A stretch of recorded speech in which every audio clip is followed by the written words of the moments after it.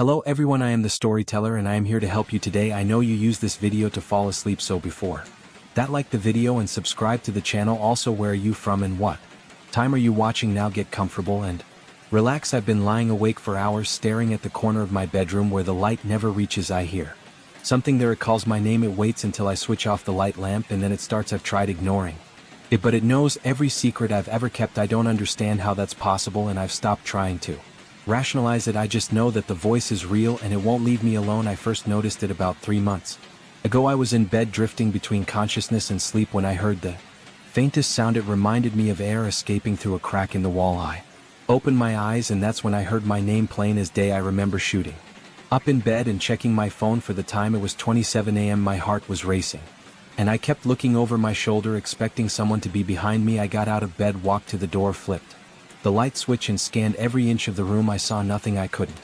explain the voice, so I told myself I was just tired. Maybe my mind was playing tricks on me. I turned off the light and lay back down, but the whisper returned as soon as my head hit the pillow. Since then it's only gotten worse. I can't sleep with the lights on because the bright glare keeps me awake, and I can't sleep with them off because the whisper grows louder. It feels like a lose-lose situation. Most nights I lie awake until dawn. The second the sunlight streams through the window, the whisper fades, but it never disappears entirely. Even during the day I feel something behind me. I catch glimpses of movement in my peripheral vision. I hear my floor creak as if someone's walking around when I'm alone in the house. Whenever I check, there's no one there. I live in a small one-bedroom apartment on the 3rd floor of an old building. The hallways smell like stale tobacco and the floors squeak under every step. My place isn't much bigger than a couple of cramped rooms, so it's impossible to hide or run far. Each morning I shower, make coffee, and try to go about my routine, but I keep looking around expecting to see a dark figure in the corner. Sometimes I hear that voice in the kitchen or the living room, whispering so low that I can barely catch the words. I know the voice is talking about me. It mentions details of my life that I've never shared with anyone. It repeats secrets from my past that I hate remembering. I started leaving the TV on for background noise. I hope that any random dialogue would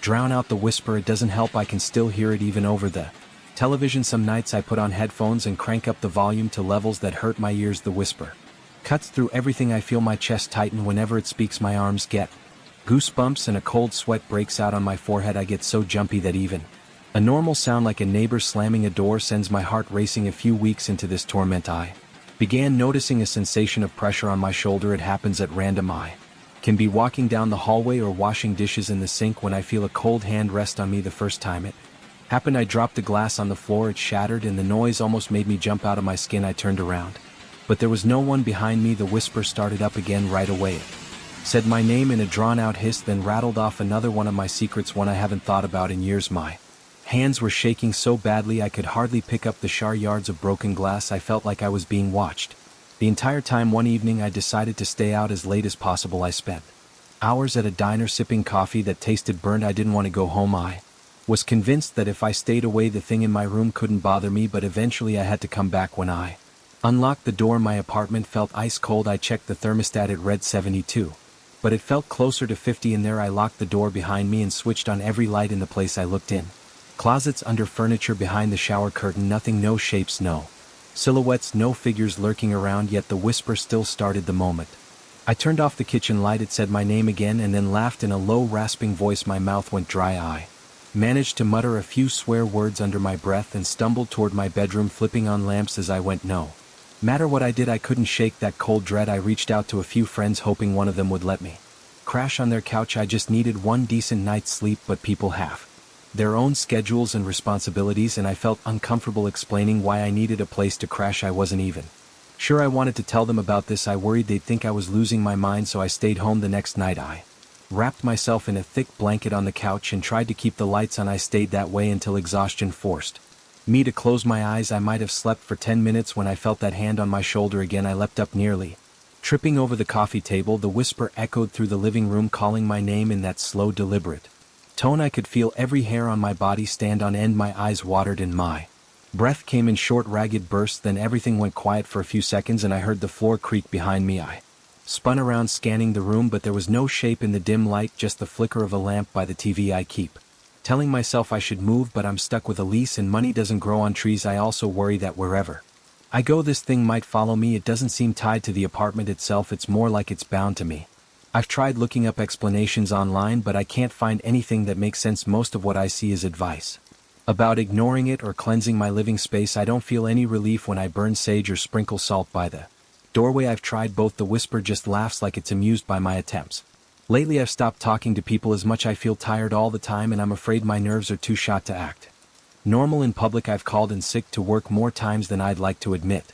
When I do go, I'm on edge, jumping at every little sound. People ask if I'm feeling all right and I just force a half smile. I tell them I haven't been sleeping well, which is true enough. I can't focus on anything even in broad daylight. I see quick movements in the corners of my eyes. I hear faint footsteps trailing behind me. I feel that awful coldness. It radiates from my shoulder down my back whenever I sensed that invisible touch. One night I tried talking to it. I sat in my bedroom with the lights off, heart pounding, and forced myself to speak. My voice shook as I asked what it wanted, but I got no direct reply. It just said my name, then rattled off another secret. I felt a surge of anger. I wanted to punch something, but there was no physical target. I demanded it leave me alone. All I got was that same rasping laugh. Then the whisper went silent for a few minutes, which almost felt worse than hearing it. In that silence my thoughts raced and fear settled in my gut. After a while it started whispering again, repeating my name in an endless loop until I had to cover my ears and leave the room. I tried sleeping in the bathtub once, hoping that the change of location would throw it off. The bathroom is cramped with plain tiles and a single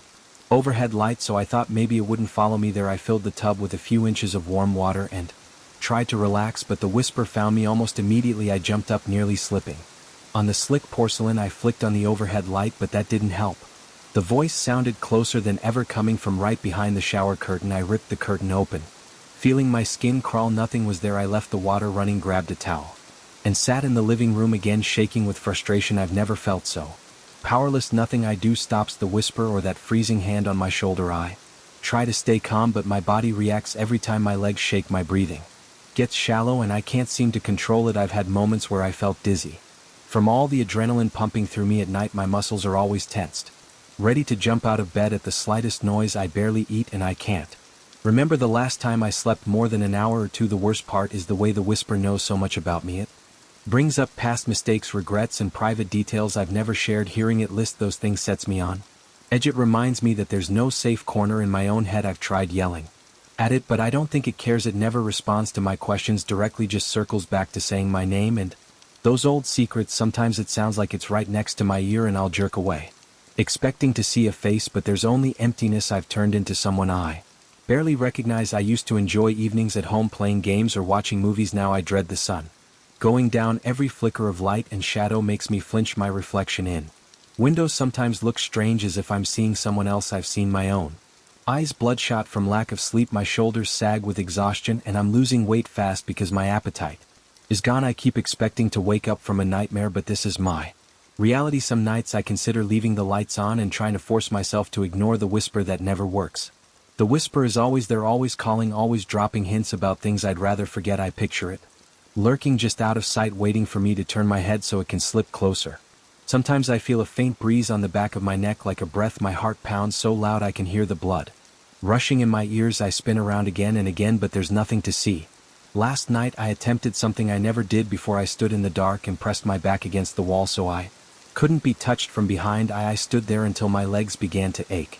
Every time the whisper spoke I tried to stay calm. Eventually my knees felt weak, and I had to sit down. The moment I dropped to the floor I felt that icy hand on my shoulder again. I scrambled away, banging my head on the corner of a small dresser. The pain made me curse out loud. My vision blurred for a second, and the whisper turned into that laugh. It was a harsh, low rumble that sent cold waves through my entire body. Now as I tell you all this, I'm sitting in my living room with a single lamp on. It's around midnight. The whisper is in the background, but I'm trying to push it aside long enough to speak clearly. My hands are shaking, my mouth is dry. I can't stop checking the hallway, convinced I'll see something emerge. I know it's only a matter of time before I feel that hand again or hear my name repeated in that cold voice. I keep thinking about what will happen if it finally decides to show itself. I'm not sure I want to know. I can't imagine what it looks like, or if it even has a shape at all. I'm reaching the end of my rope. I can't rest. I can't think straight.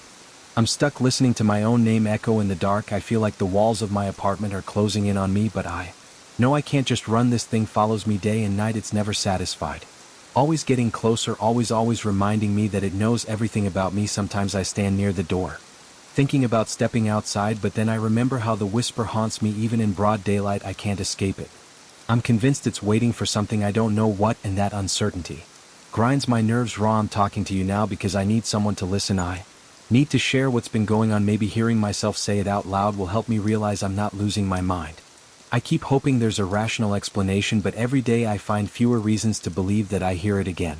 Right now it's using that same low tone, drawing out each syllable of my name. I feel the pressure on my shoulder. My entire body is trembling. I'm going to turn around one more time. I know I won't see anything, I never do, but I have to check because deep down I'm still terrified that the moment I stop looking it will appear and I'll finally understand what's really lurking in the darkness. And right now I'm not sure how I'll handle that moment when it comes. I got that mirror from my grandfather's estate 2 weeks after his funeral. I remember standing in his old workshop sifting through boxes of dusty tools and piles of clutter. I saw the mirror leaning against a wall. It had a small crack in the top corner, so I asked my uncle why nobody fixed it. He shrugged.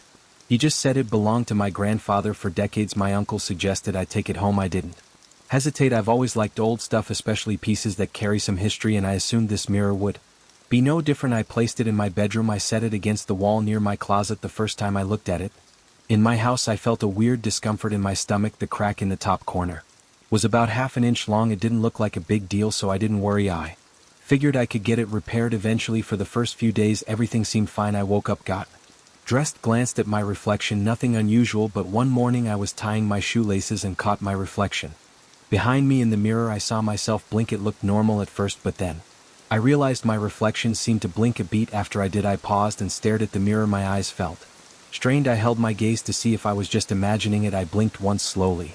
My reflection blinked a fraction of a second later, not at the same time. My heart pounded. I backed away and looked at my hands. They looked normal. Then I glanced back at the mirror. My reflection stood still, looking straight at me, not moving an inch. My pulse throbbed in my temples. I turned away and pretended I had somewhere else to be. That night I tried to forget about it. I crawled into bed and switched off the lamp. The mirror stood in the dark, catching a bit of moonlight. I felt like something in that reflection was still awake. I rolled over, closed my eyes, and told myself I just needed better sleep. The next day I caught a glimpse of the crack. It seemed bigger. I ran my fingertip over it. I could feel the jagged edge like a little chip. It wasn't just a small line anymore. It had spread maybe an inch in length. I found it strange because I hadn't touched the mirror. I hadn't bumped into it or dropped anything on it. I decided to keep an eye on it. That evening I walked into my bedroom after brushing my teeth. As soon as I entered I felt a chill on my neck. The mirror was in its usual spot, but the glass didn't seem as reflective. It looked clouded near the crack now had a thin gray haze leaking out. It wasn't smoke, but it looked like a little patch of mist. I swallowed hard and turned on the overhead light. The mirror just looked old and scratched, but I swear I saw a faint swirl in the glass. I approached it and stared, trying to see if there was moisture trapped between the layers of glass. My reflection stared back. My forehead broke into a sweat. I blinked twice fast. My reflection blinked a moment later, still not in sync. My arms felt heavy. My throat went dry. I decided to test something. I raised my right hand. My reflection did the same, but there was a noticeable lag, like half a second. I lowered my hand. The reflection mirrored me, but again too late. My entire body felt tight and I started to breathe faster. I left the room and paced around in the living room trying to collect myself. After a while I went back and I didn't look directly at the mirror. I tried to ignore it while I got under the covers. I left the lights on that night.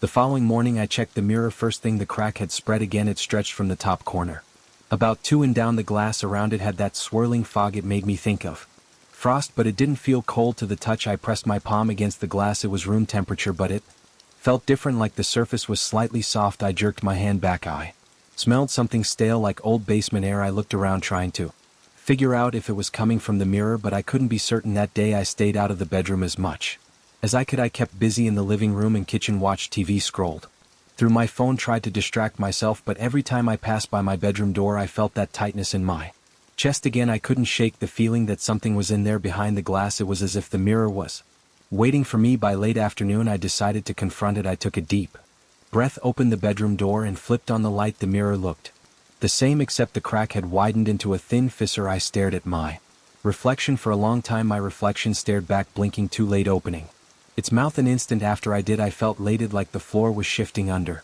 me. I forced myself to breathe slowly. I walked up to the mirror and gently tilted it forward, trying to see the back. It was just plain wood backing. I ran my hand over it. I heard a faint scraping sound from the front. I froze. My heart hammered in my chest. I looked at the reflection again and I saw it had a slight smirk on its face, but my own lips were straight. I touched my lips. They were pressed together, but in the mirror I saw them curved upward. I stumbled backward, bumping into my nightstand. My reflection smirk vanished. A second later, as if it realized it was out of sync, I felt something like panic.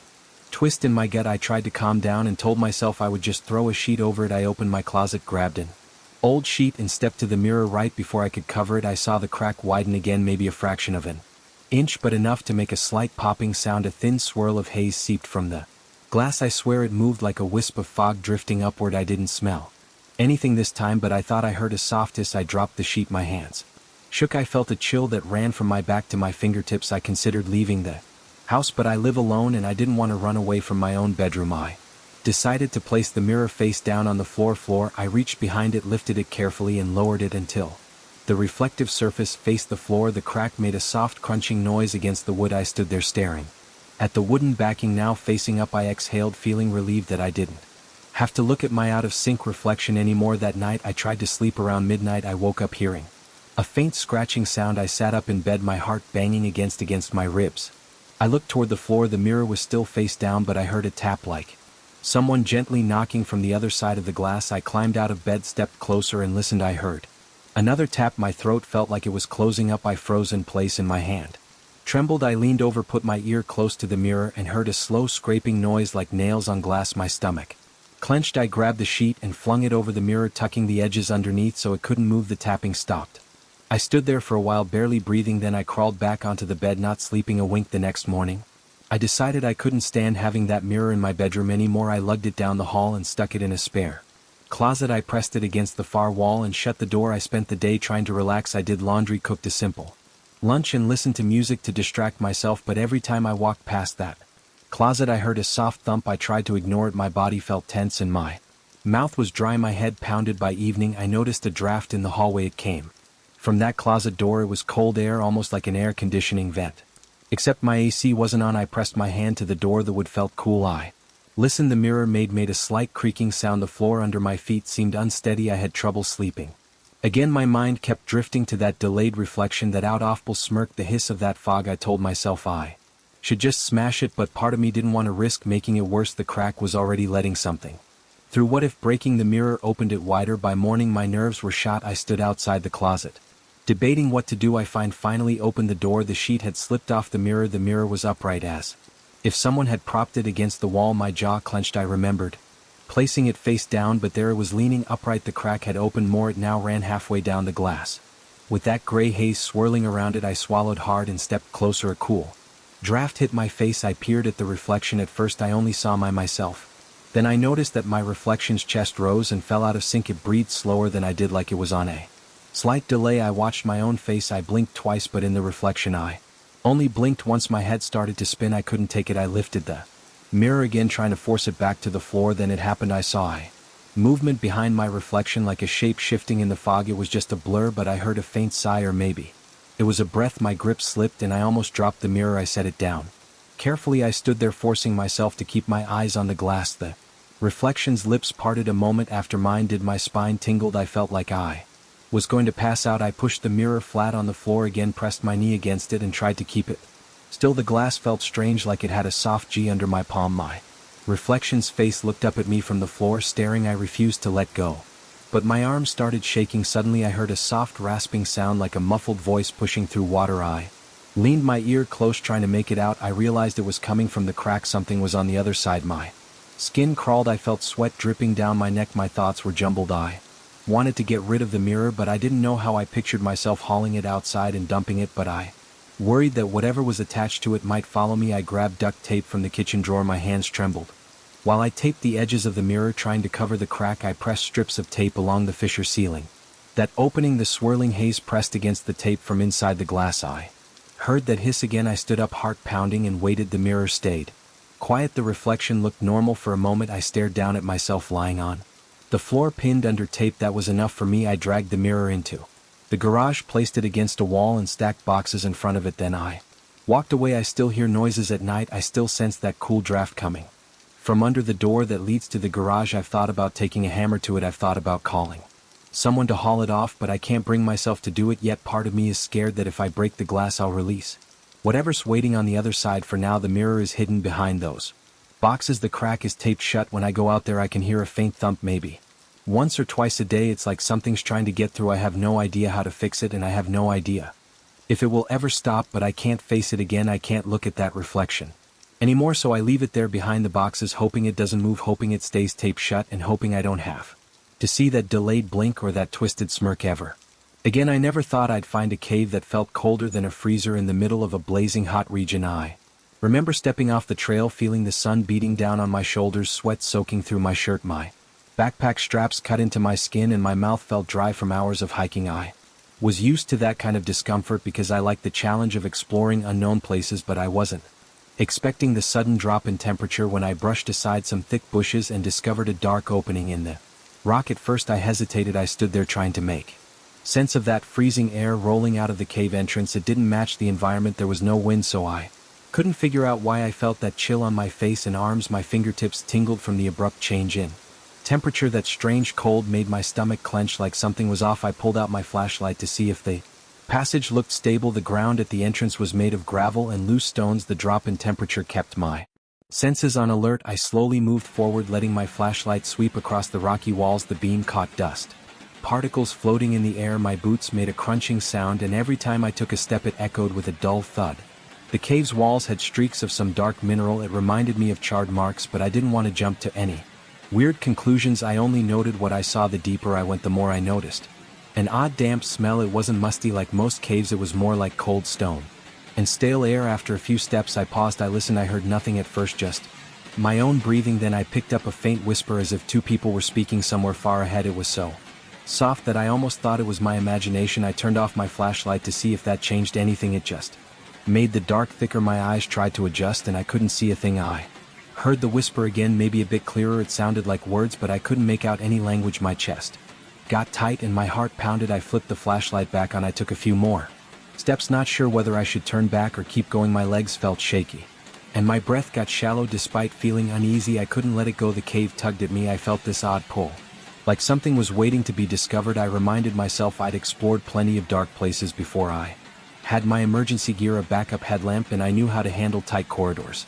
Still, I couldn't shake the uncomfortable sensation. My gut told me this was different. I crept forward, trying not to make much noise. My boots scuffed over some sharp rocks. I could see my breath forming little puffs in the beam of the flashlight. That's how cold it was. My hands trembled a bit from the chill, and I had to flex my fingers to keep them warm. The whispering didn't stop. It seemed to move around me, but I couldn't pinpoint the source. At one moment it was coming from my left near a jagged wall with narrow cracks. Then it shifted to the right side near a cluster of stalagmites. My pulse raced. I felt sweat on my forehead, but the rest of my body was cold. The conflict between the heat I'd come from outside and this eerie cold made my head spin. As I continued deeper, I noticed a subtle shift in the cave's layout. The passageway opened up, the ceiling rose higher, and I saw what looked like old carvings on some parts of the rock. They were faint lines and shapes that formed patterns. I brushed my hand over a few of them, feeling the grooves under my fingertips. My flashlight revealed what seemed like symbols or marks left by past explorers. I wondered how old they were. I also wondered if they'd heard the same whispers. The thought made me uneasy.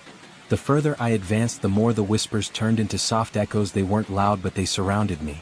Sometimes I thought I heard my name. My heart kept thumping and my mouth went dry. I swallowed hard, feeling my throat tighten. I kept sweeping the flashlight around, half expecting to see someone else, but there was nobody. I felt trapped by that cold atmosphere. My mind started to play tricks on me. I thought I saw shadows move along the walls. Each time I turned my flashlight in that direction, I saw only stone. My legs felt tired, but I kept going. I told myself I'd gone too far to turn back without at least checking if there was an end to that tunnel. The floor turned slippery in places. Water dripped from above, forming little puddles. My flashlight reflected off the wet surfaces, creating brief flashes. My own breathing sounded loud in my ears. I had this nagging feeling I was being watched. My skin prickled at random intervals and the back of my neck felt tense. I tried to steady my nerves by focusing on where I placed my feet. After walking another 15 minutes, I came across a small chamber. It wasn't huge, but it was big enough to stand up straight without bumping my head. On the ceiling in the middle I found a cluster of bizarre stone formations. Some were smooth and others had sharp edges. A few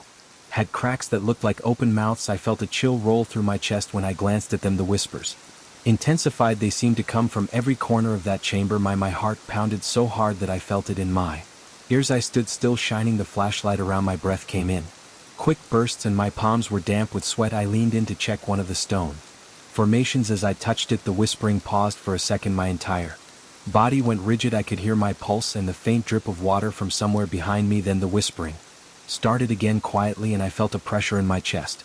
I pulled my hand away, stepping back to get some distance. I wanted to catch my breath, but I also felt weirdly intrigued. My curiosity kept me there even though my instincts told me to leave. I don't know how long I lingered in that chamber. Listening to the walls, the echoes sometimes overlapped and I thought I heard a sort of dialogue. I couldn't identify any familiar words, but it felt like it had a rhythm. I kept turning in circles trying to locate the source. My muscles were tense and my jaw was clenched. I let out a shaky exhale and forced myself to step away. The cold had seeped into my bones and I realized I was shivering. I decided it was best to go back, my gut twisted with both fear and a strange yearning to keep exploring, but I chose to retrace my steps. On the way out, the cave didn't get any warmer. The whispering never completely vanished, but it faded as I got closer to the entrance. I had this persistent feeling the cave didn't want me to leave. When I saw a faint glow of sunlight, I felt relief mixed with regret. Part of me wanted to turn around and go deeper just to see what else might be hidden, but I pushed myself forward. My breaths were shallow and my legs felt weak. I glanced over my shoulder a few times as if expecting the darkness to close in on me. Stepping out into the heat felt overwhelming. The sun hit my face and the warmth on my skin made me squint. I inhaled the hot air, which felt almost suffocating, but it was better than the cold pressure inside the cave. I let out a long breath, my heart still racing from the tension. I sat down on a flat rock a few steps away from the cave entrance. My mind was spinning and I felt this empty sensation in my chest. I tried to shake it off by drinking some water and wiping the sweat off my forehead. It didn't help much. Over the next few days I couldn't stop thinking about that place. I replayed the sounds in my head, questioning if I'd imagine them. My chest felt heavy every time I remembered the whispering. I tried to distract myself by going on different trails, checking out less intense cave systems and talking to other hikers, but nothing felt the same. That weird cold sensation stayed with me, like my body never fully adjusted back to the normal temperature. At night I found it hard to sleep because my thoughts circled around that freezing atmosphere and those carvings on the walls. I soon realized I was restless and edgy. I caught myself pacing in my living room, replaying every moment from the cave. I could almost feel the crunch of gravel under my boots, the scuffing sound echoing in the darkness. I remembered the damp smell and that lingering hush between the whispers. My heart would speed up and my chest would tighten as if I was back there. It felt like something was missing inside me, like a chunk of my consciousness stayed behind in that chamber. I tried to fight the urge to return, telling myself it was just another cave, but I couldn't shake off the sense that I'd left something important in there. My thoughts were scattered. I couldn't focus on daily tasks. The emptiness grew. I started to think about heading back, maybe to see if I could figure out what caused those sounds. At the same time, the idea of returning sent my pulse racing. I pictured myself standing in that cold darkness, hearing those soft echoes again.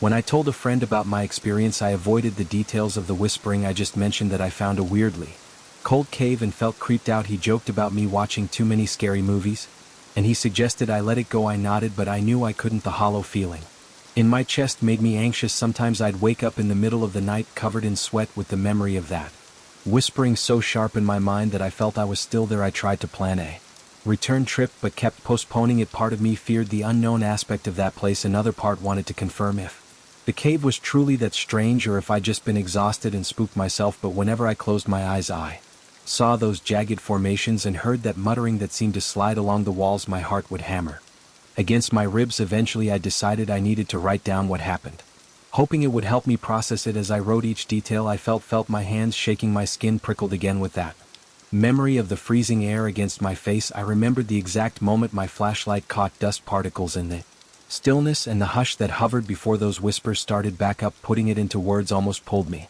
back inside. Now I'm still dealing with the aftermath. I feel like my lungs never quite fill up completely. My chest feels constricted. I keep my gear ready in case I decide to head out there again. I haven't mustered the courage yet, but the pull won't go away. There's a hole in me that won't close. I notice it every morning when I wake up and every evening when I settle in for the night. I don't talk about this much. It's a strange thing to explain. People expect a big dramatic story, and I only have the cold facts. I found a cave. It was unnaturally cold. I heard whispers and I left feeling incomplete. No children or other people were there and nobody died, but ever since that day I can't shake the feeling.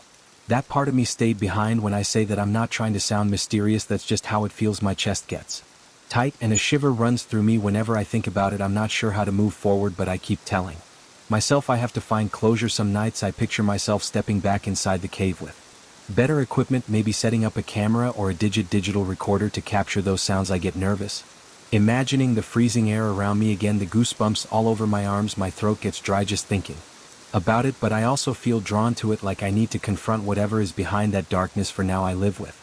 That emptiness. I go about my day, but I keep remembering the crunch of stones under my boots and the sudden drop in temperature. I keep hearing that distant whisper that seemed to brush against my ears. I still don't have answers, but I can't forget the way the walls seemed alive, the way those echoes bounced around me. The memory of that place clings to me, and I'm not sure I'll ever be the same. I feel stuck between wanting to go back and wanting to pretend I never found that cave. That's the whole story. It's just me, the cave, and the cold. That made no sense. I have no proof, no dramatic conclusion, just the physical ical memories imprinted on my body and the lingering tension in my mind. It still scares me, but it's also part of who I am now. I don't know if I'll ever set foot in that cave again, but if I do, I wonder if I'll feel that part of me slip back into place, or if I'll lose even more of myself to the whispers that live in those walls. For now, I carry on, hoping that the chill in my chest might fade with time, even though I can't shake the suspicion that it won't. I accepted the invitation without much thought. I got the letter from a distant relative, someone I barely remembered meeting years ago. The message was brief and said he wanted me to spend a few days at his old house in the countryside, far from any major town. It felt strange, but I agreed. I had some time off and I wanted a change of scenery. I drove there on a late afternoon, following a dirt road that stretched through wide fields. As soon as I saw the tall iron gates and the old stone walls, I felt a tension in my stomach. The house looked stuck in a different age. The air was heavy, and I noticed my heartbeat picking up for no clear reason. I parked my car in a small yard filled with dry leaves. I saw no caretaker, no other guests, and no lights. The sky was overcast and the wind had an odd stillness. I grabbed my bag and walked up the stone steps. When I opened the heavy wooden door, my arm shook a bit from the effort. The hinges creaked. Inside, the entrance hall was dim, lit only by a single lamp in the corner. I could see old furniture, a tall ceiling, and a wide staircase leading to the second floor. Everything seemed frozen. My footsteps echoed with an odd crispness. That was when I noticed the big clock on the wall to my left. The wood frame was carved with twisting patterns, and the glass face was large, taking up most of the surface, but it had no hands. It was just an empty face with numbered markings. For some reason, my chest felt tight when I looked at it. It seemed like it was staring back at me. I stood there for a moment, waiting for some kind of ticking sound or mechanical hum, but I got nothing. The entire house stayed silent. It was so quiet that I could hear my own breathing. I also realized I didn't hear any wildlife outside. No birds, no insects, nothing. I set my bag down at the base of the staircase and called out, but I got no answer. I didn't see any staff around. I knew my distant relative wasn't supposed to arrive until the next morning, so I assumed I had the house to myself for the night. That should have felt liberating, but it made me uneasy. I thought about leaving, but I brushed aside the idea. I had driven for hours and I felt too tired to get back on the road. I picked up my bag, walked upstairs, and searched for a guest room. I found one at the end of the hallway. It was clean but had a thin layer of dust on the desk in the corner. The bed was old, with a tall wooden frame and a thick mattress. I tossed my bag onto a chair. I went back downstairs to check if there was anything in the kitchen. I found some basic supplies, a few cans of soup, a bread loaf on the counter that looked fresh, and a pitcher of water. I heated the soup on a small stove that seemed about 50 years old. As I waited for it to warm, I kept listening for any sound, but the house stayed completely silent. It pressed against my ears in an uncomfortable way. After I ate, I returned to the entrance hall. I stared at that big clock again. It bothered me. It gave off a feeling that something was missing, but I told myself that it was just a harmless antique. I shook my head and went back to my room. I shut the door and locked it. I turned on the small lamp next to the bed and flipped through an old magazine I found in a drawer. The pages smelled musty. My legs felt restless, so I paced around the room for a while. After about an hour, I felt tired enough to sleep. I got under the covers, turned off the lamp, and lay there in the dark, trying not to think about the emptiness of the house. My eyes wouldn't stay closed for long. I kept opening them, waiting for a noise in the hallway. My heart beat a bit faster than normal. My breathing felt shallow. Eventually, I managed to drift off. Sometime in the middle of the night, I jolted awake. A deep, resonant sound echoed through the hallway. It sounded like a distant bell. I blinked, staring into the darkness. My mind raced with questions. There was no clock with working parts in this place. There were no visible bells, but I heard a low chime. It vibrated in my chest. I got out of bed, my legs unsteady, and crept to the door. I opened it just a crack. The hallway was dark, lit only by moonlight through a small window. I smelled something old in the air, like stale dust and cold stone. I stood there listening. My ears picked up another chime. It was the same deep note. It seemed to come from downstairs near the entrance hall. It gave me a prickling sensation at the back of my neck. I reached for my phone to check the time, but it wouldn't turn on. The battery was dead, even though I had charged it fully. On the drive, I felt a jolt of confusion. I looked at my watch instead. The hands were frozen at 11. I tapped the glass but nothing changed. I took a few slow steps into the hallway trying not to make noise. Each step made the old floorboards creak. My breathing felt tight. I kept waiting for a third chime but it didn't come. I reached the staircase and leaned forward peering down. The hallway light was off but I saw a faint glow coming from the entrance hall. It flickered a bit. I took one more step and I heard a small thud behind me. I turned feeling my chest seize up. There was nothing there, just shadows. I whispered a few curses to myself. My hands were shaking and sweat formed on my forehead. I decided to go back to the bedroom. I didn't know what else to do. I locked the door again and sat on the bed. My heart pounded so hard that I felt it in my ears. After a few minutes I closed my eyes and tried to fall asleep. I listened for more chimes but heard nothing. I eventually dozed off but it wasn't restful. I stirred around 2 in the morning. My head felt heavy. The air smelled stale like an old attic. I got up, walked to the window and looked outside. It was pitch black. I couldn't even see the yard or the fence. Suddenly I felt disoriented as if I had lost a chunk of time. My eyes stung and my hands felt cold. I turned on the bedside lamp and I looked around the room. It looked the same but something felt off. I couldn't name it. I stepped into the hallway again. My legs felt weak but I kept going. The silence was overwhelming. I had an urge to make noise just to fill the space. I forced myself to keep quiet because I thought there might be something else in the house. My instincts warned me not to call attention to myself. I walked toward the stairs and I heard a faint scraping sound behind a nearby door. It was a guest room or maybe a storage room. I froze, my muscles stiffening. I felt my pulse in my temples. The scraping continued for 2 or 3 seconds, then it stopped. I tried to calm my breathing. I pressed my ear to the door. I couldn't hear any movement so I backed away. I headed downstairs. Each step felt like it took forever. When I reached the entrance hall the faint glow was gone. The lamp in the corner was off. I glanced at the big clock on the wall. Still no hands, still silent. The glass face reflected the small amount of moonlight that filtered in from outside. I approached it trying to see if there was any sign of a mechanism. I touched the wood and it felt cold. The silence made my ears ring. Then the deep chime rang again. It pulsed through my chest. I jumped and turned around. The hall was empty. I looked at the clock's face and I saw a slight distortion, like something moved behind the glass. I leaned in trying to see it more clearly but there was nothing there. My hands felt sweaty and I wiped them on my pants. I took a few steps back trying not to trip on the rug. I noticed the front door was closed but not locked. I considered leaving right then. I reached for the doorknob, turned it slowly and pulled. The door creaked open revealing the front yard. Under the moonlight I saw my car. I could leave but an odd sense of uncertainty made me hesitate. The invitation had said to wait until morning to meet my host. I felt trapped by curiosity and by a strange sense of obligation. I stepped outside, inhaled the cool night air and listened. The wind was still and the fields were dark. My breath looked thick in the cold air. I thought about driving away but something kept me from moving forward. I returned to my room and tried to get some rest. My mind wouldn't stop replaying the sound of that chime. I lay in bed until dawn, drifting in and out of shallow sleep. When the pale light of morning came I got up, rubbed my eyes and looked at my watch. It still read 11. I grabbed my phone and saw that it was dead again. I plugged it into my charger but it showed no response. I got dressed and went downstairs. The house felt different with the daylight but the silence remained. I walked around, checking each room. Most of them were dusty or covered in sheets. There was a musty library, a drawing room with covered furniture and several locked doors I couldn't open. No sign of my relative, no sign of anyone at all. I found some cereal in a kitchen cabinet and ate a bit. The front door was still unlocked so I stepped outside to see if I could get a phone signal. There was nothing. I tried to start my car but the engine refused to turn over. The battery was completely dead. I stood in the yard looking at the stone walls and tall windows. I felt a slow panic creeping up. My hands shook and my breathing got heavier. I went back inside searching for a phone line or some kind of landline. I found an old rotary phone in a small office near the back of the house but it had no dial tone. I had no way to contact anyone. The day passed slowly. I heard nothing. At one point I thought I caught a glimpse of someone in the upstairs hallway but when I ran up there the corridor was empty. As evening approached a strong sense of dread settled over me. My stomach felt tight. I was sweating. Even though the air was cool I realized I hadn't seen the sun move in the sky.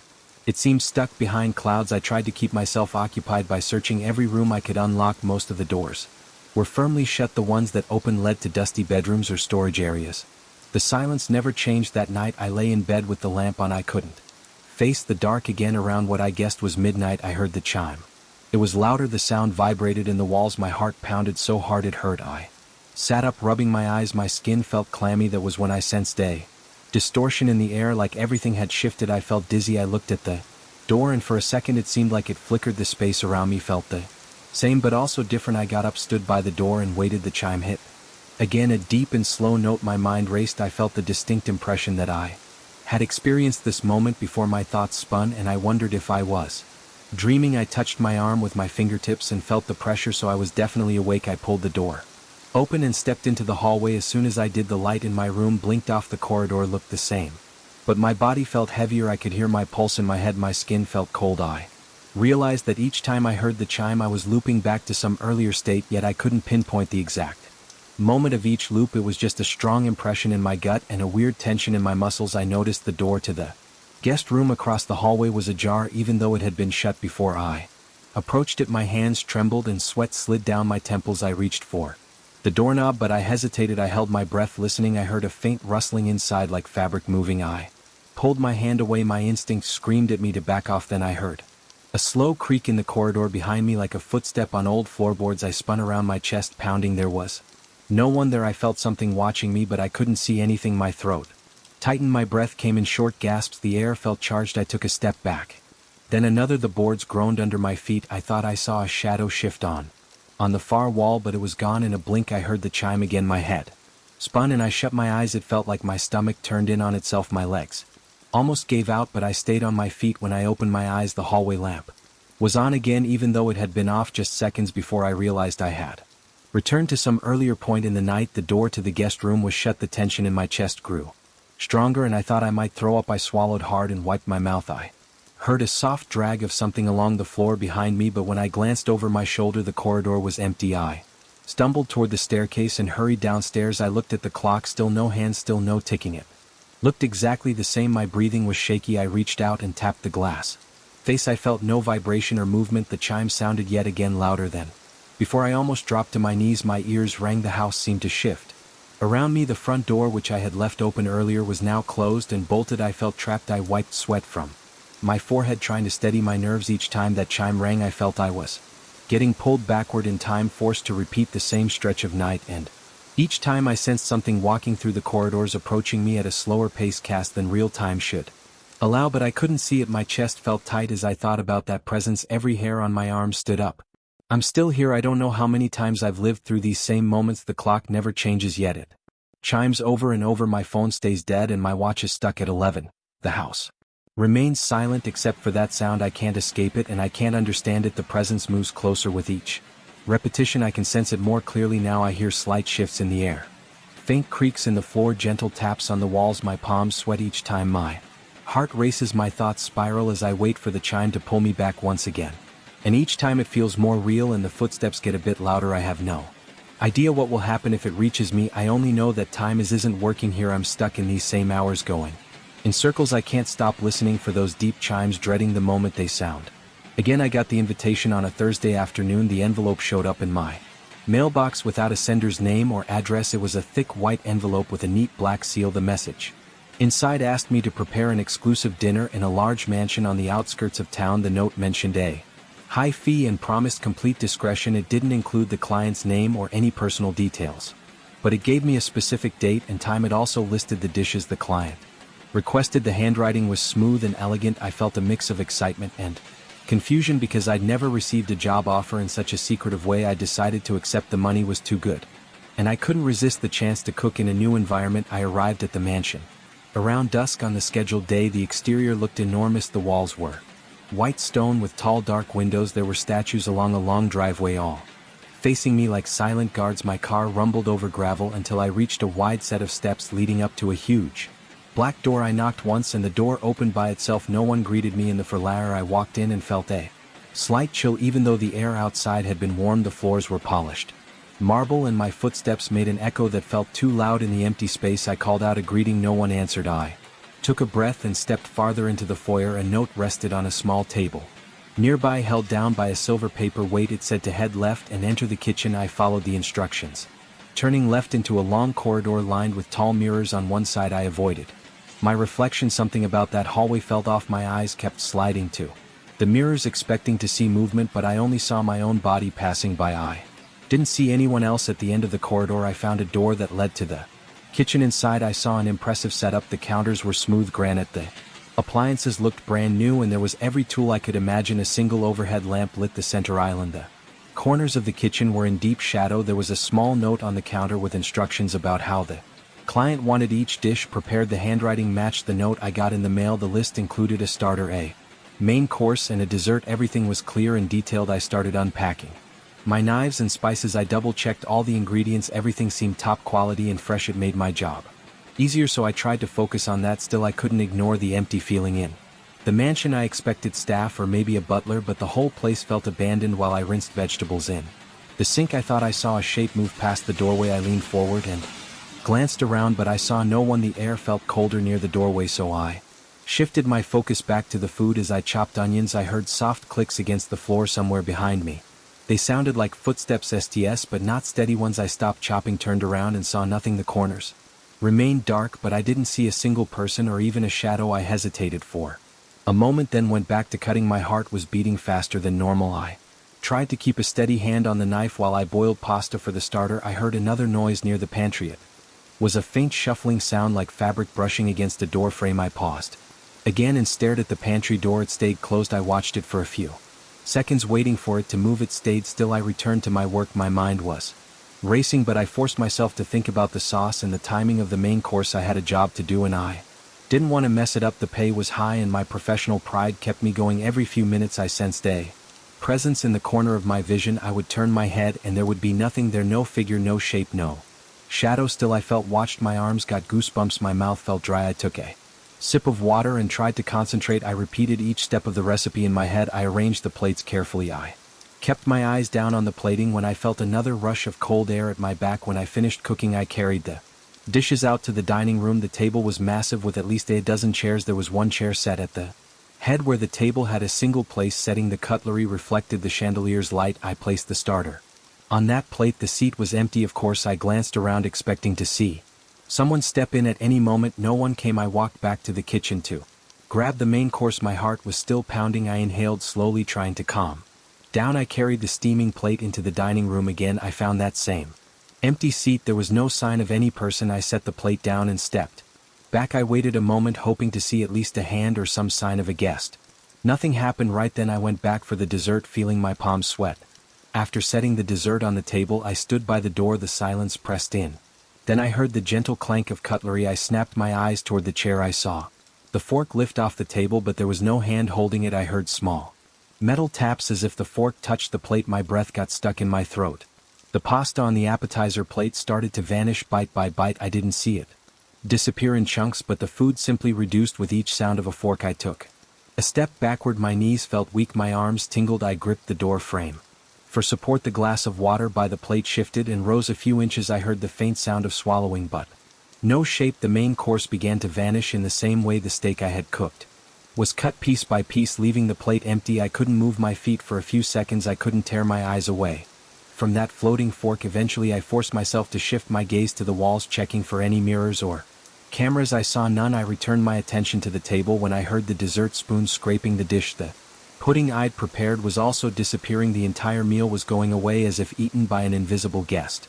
Then I heard a man's voice. It was low, smooth, and came from the empty chair. He thanked me by name. He complimented the flavors, the texture, the presentation. He said everything was perfect. I opened my mouth to speak, but no words came out. My heart hammered in my chest. He asked me to leave the bill by the candle on the far end of the table. I reached into my pocket, grabbed one of my business cards, and scribbled the amount due on it. My hand shook so much I could barely write. I walked over to place the card by the candle. I noticed a thick wad of cash already sitting there. It matched the fee we had agreed upon. I took the money, stuffed it into my jacket pocket, and tried not to drop it. As I backed away, I said something like, "Thank you, sir." My voice sounded shaky and weak. The man's voice told me I could let myself out. I didn't see any figure rise from the chair, but I heard it shift slightly as if a person leaned forward. I got the sense that he was watching me, but I couldn't see him. The whole scene felt impossible. My stomach churned. I turned around and hurried back through the corridor, not looking at those mirrors. I reached the foyer and left the mansion. The door closed behind me with a gentle click. In the car, I sat behind the wheel and tried to steady my breathing. My forehead was damp with sweat. My hands wouldn't stop shaking. I drove away, glancing at the rearview mirror to see if anyone stood at the mansion's door. I only saw the large facade and the stone statues. No movement. I got home late that night, took a quick shower, and crawled into bed with the lights on. I couldn't sleep right away. My brain replayed the images of cutlery floating in the air. Eventually I drifted off, but my sleep was restless. The next day I tried To go about my normal routine, I still felt anxious. My thoughts kept returning to that empty seat late in the afternoon. I decided to cook something simple for dinner, hoping to calm down with a familiar activity. I sliced some vegetables and put them in a pan with chicken. My hands were steadier than the night before. I took measured steps with each ingredient, following a mental recipe I knew well. I set the table with a single plate in my small dining area. I tried to relax, listening to the sizzle of the pan. At least my own home felt more comfortable than that mansion. When the meal was ready, I carried the plate to the table and sat down. I cut a piece of chicken and brought it to my mouth, trying to focus on the flavor. A few bites and I froze. I heard a scraping sound from across the table. There was no plate there, no chair set, but I heard the exact sound of metal on ceramic. My eyes darted to the empty spot. I saw nothing. My breathing sped up, my legs tensed, ready to jump away from the table. I tried to keep calm, telling myself it was my imagination. Then I heard the faint clink of a fork. I watched in disbelief as bits of food vanished from the pan on the stove. The lid was still off, so I could see the chicken pieces disappearing one at a time. My throat tightened, sweat formed on my forehead. I pushed my chair back, got up and walked to the kitchen. The food kept vanishing. I couldn't see a fork this time, but I heard the same quiet chewing noises and the occasional scrape of metal against the pan. My hands shook. A jolt of fear shot through me. It felt like that same presence from the mansion had followed me home. My mind scrambled for an explanation, but I found none. I felt a sick rush in my stomach. My mouth went dry. I stumbled backward until I hit the counter. Then I just stood there, listening to the sounds of invisible eating. Eventually the noise stopped. The pan was empty. I stood in silence, staring at the place where the chicken had been. My thoughts raced, trying to find something concrete to do. I touched the edge of the pan. It was still warm, but most of the food was gone. I felt the muscles in my arms tense. My breathing was shallow. I tried stepping away. Then I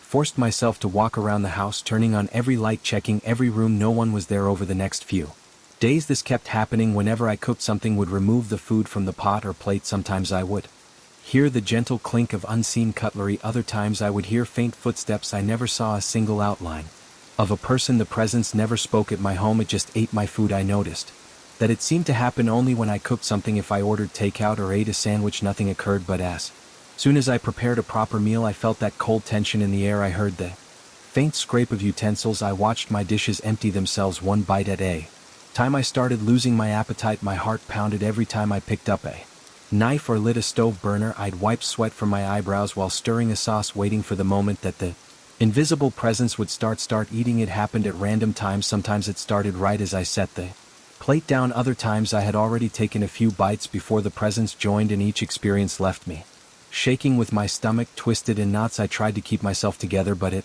was impossible to ignore. I haven't gone back to the mansion. I haven't tried to contact the mysterious client. I'm afraid of what might happen if I do, but my reputation has grown because of that single job. Word got around that I made a private meal for a very wealthy patron. People started asking me for special requests. My phone rang more often with potential clients. I found excuses to turn them down. I don't want to relive that night. I can't forget how I felt when I heard that empty chair scrape across the floor, or when I saw the food fade from the plate without a visible hand. Now every time I stand in my kitchen, I feel that cold spot behind me. Every time I hear a slight sound of metal on ceramic, I tense up. I haven't told anyone the full truth. I just say I'm taking a break, but the truth is I can't stop cooking. It's what I do, yet each new dish brings that familiar creeping feeling that I'm not alone. I stand there waiting for the first bite to disappear. I keep hoping it won't happen, but it does. And whenever I hear those ghostly utensils, I remember the man's voice thanking me back in that mansion. He said my cooking was perfect. I can't see him, but I know he's still around, and that knowledge makes my pulse pound every single time I pick up a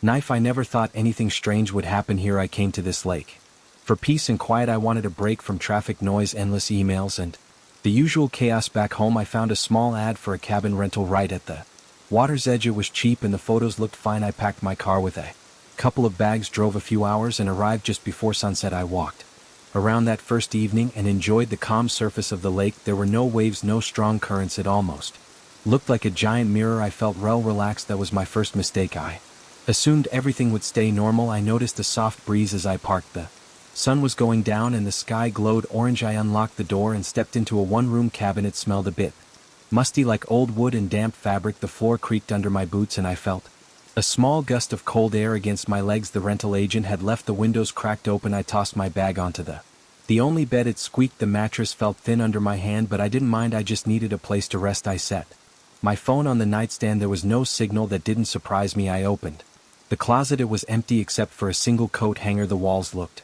clean enough. Then I checked the bathroom. It was a cramped space with a small sink, a metal framed mirror, and a narrow shower. Everything looked fine. I stepped outside, sat on the short dock at the edge of the lake, and watched the last bit of daylight fade. The water was so still that I felt a strange urge to reach in and stir it up, but I just let it be. I remember hearing some faint rustling in the distance, maybe a raccoon rummaging in the brush. I heard the faint hum of insects. I breathed the cool night air until my eyes felt heavy. The next morning I went out to the lake. The sun was up, the water was smooth again. I walked to the same spot on the dock and crouched down to wash my hands. I leaned forward expecting to see my reflection. I saw nothing. The water was perfectly clear, but my reflection wasn't there. It just showed the blue sky overhead, the outline of trees on the far shore, and some reflected sunlight. I blinked a few times. I rubbed my eyes, still nothing. I stuck my hand in the water and I saw ripples. The ripples made small circles on the surface. I still saw no sign of my face, arms, or anything else in the reflection. My heart pounded. I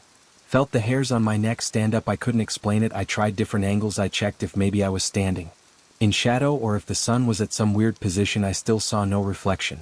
I walked back to the cabin, my arms feeling cold. I felt a knot in my stomach. I tried to brush it off. Maybe I was still sleepy. I made coffee on the small stove inside. I drank it fast and decided to step back out, determined to see if things went back to normal. I crouched down at the water's edge again. Same problem, no reflection of me that entire day. I tried to distract myself. I took a short walk around the property. I sat on a folding chair next to the cabin with a book in my hand. I flipped through a few pages, but I couldn't focus. My eyes kept drifting toward the lake. I wondered if I was losing my mind. I felt waves of tension in my chest. My shoulders felt stiff and my throat was dry. I considered leaving, but I had paid for the rental and I was too stubborn. I decided to stay. The next morning I woke up early. My neck hurt from sleeping on that thin pillow. I heard a light tapping sound outside. It could have been branches against the cabin, but it felt too consistent. I dressed quickly in jeans and a jacket, then went outside. The air was chilly. I took a few steps toward the water. The tapping sound stopped. I leaned over the dock, squinting down at the surface. This time I saw something. A face stared back at me, but it wasn't mine. It belonged to another man. He had short, dark hair and a pale complexion. His eyes were wide and he looked desperate or scared. I could see his mouth open, but I heard nothing. The face jerked like he was trying to speak. Then the image vanished. The water was still again and my reflection was nowhere to be seen. I felt sweat forming on my palms and my breath went shallow. My throat tightened. I knelt on the dock trying to see if he'd come back. I whispered hello, but I got no answer, no echo, nothing. I touched the water and it felt ice cold. The sun was out, so I expected it to be warmer. I jerked my hand away. I dried my hand on my jacket and stared at the still lake. The breeze brushed against my hair. The face didn't return. I stayed outside, pacing up and down the small shore. I kicked at small rocks. My mind was racing. I thought about driving away. That minute I felt a weight in my chest and my heartbeat was too fast. Then I realized I had nowhere else to stay. I had about a week off from work and I wanted some kind of break. I convinced myself to hold on and try to figure things out. I decided I would check the lake again around midday just to see if something changed. At noon I walked to the same spot. This time I saw multiple faces in the water. They weren't moving. I saw a woman with short blonde hair. I saw a man with a thick beard. I saw another face that looked older, maybe in his 50s, with deep lines on his forehead. Each face looked up at me. None matched my own face. I bent closer and my stomach felt tight. I felt warmth rising in my cheeks like I was about to panic. I forced myself to stay still. The faces all seemed silent, like they couldn't speak. Their mouths stayed shut, but their eyes tracked me. I heard nothing but my own breathing. Then the water rippled and the faces disappeared. I got up, my knees shaking. I walked back to the cabin, locked the door, and sat down on the edge of the bed. My hands were trembling. I pressed them against my thighs to steady them. I stared at the floor. I tried to figure out if this was some kind of trick. I had no idea who those people were. They looked human, not some weird illusions or distortions. I felt a sudden chill, so I found a sweater in my bag and pulled it on. I paced around the cabin, counting steps to calm myself. Eventually the sun began to set. I closed the curtains and tried to distract myself with some music on my phone, but I had no signal for streaming and I had forgotten to download much, so I just lay down on the bed with my mind racing. That night I heard a quiet scratching sound near the front door. It felt rhythmic, scratch, paw, scratch. My pulse spiked. I got up, heart pounding, and tiptoed to the door. I placed my ear against it. The scratching stopped. I grabbed a small flashlight from the nightstand and flicked it on. I slowly opened the door. Nothing was there. I pointed the beam around. The trees were still. I saw no footprints in the dirt. The lake looked calm. I shut the door again, but I didn't feel safe. A few hours later I finally drifted off to sleep. Around 3 in the morning I heard voices outside.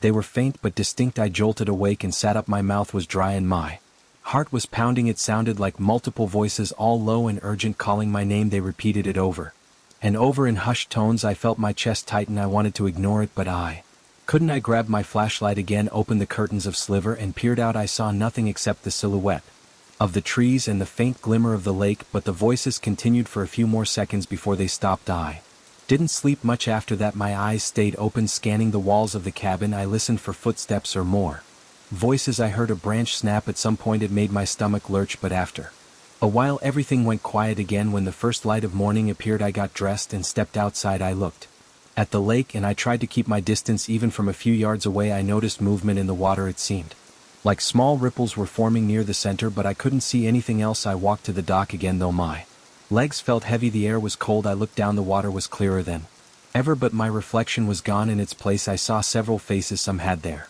mouths open, but I heard no sound. Their eyes twitched and flicked around. I felt my hands shaking and my jaw was tight. I stepped back, almost stumbling.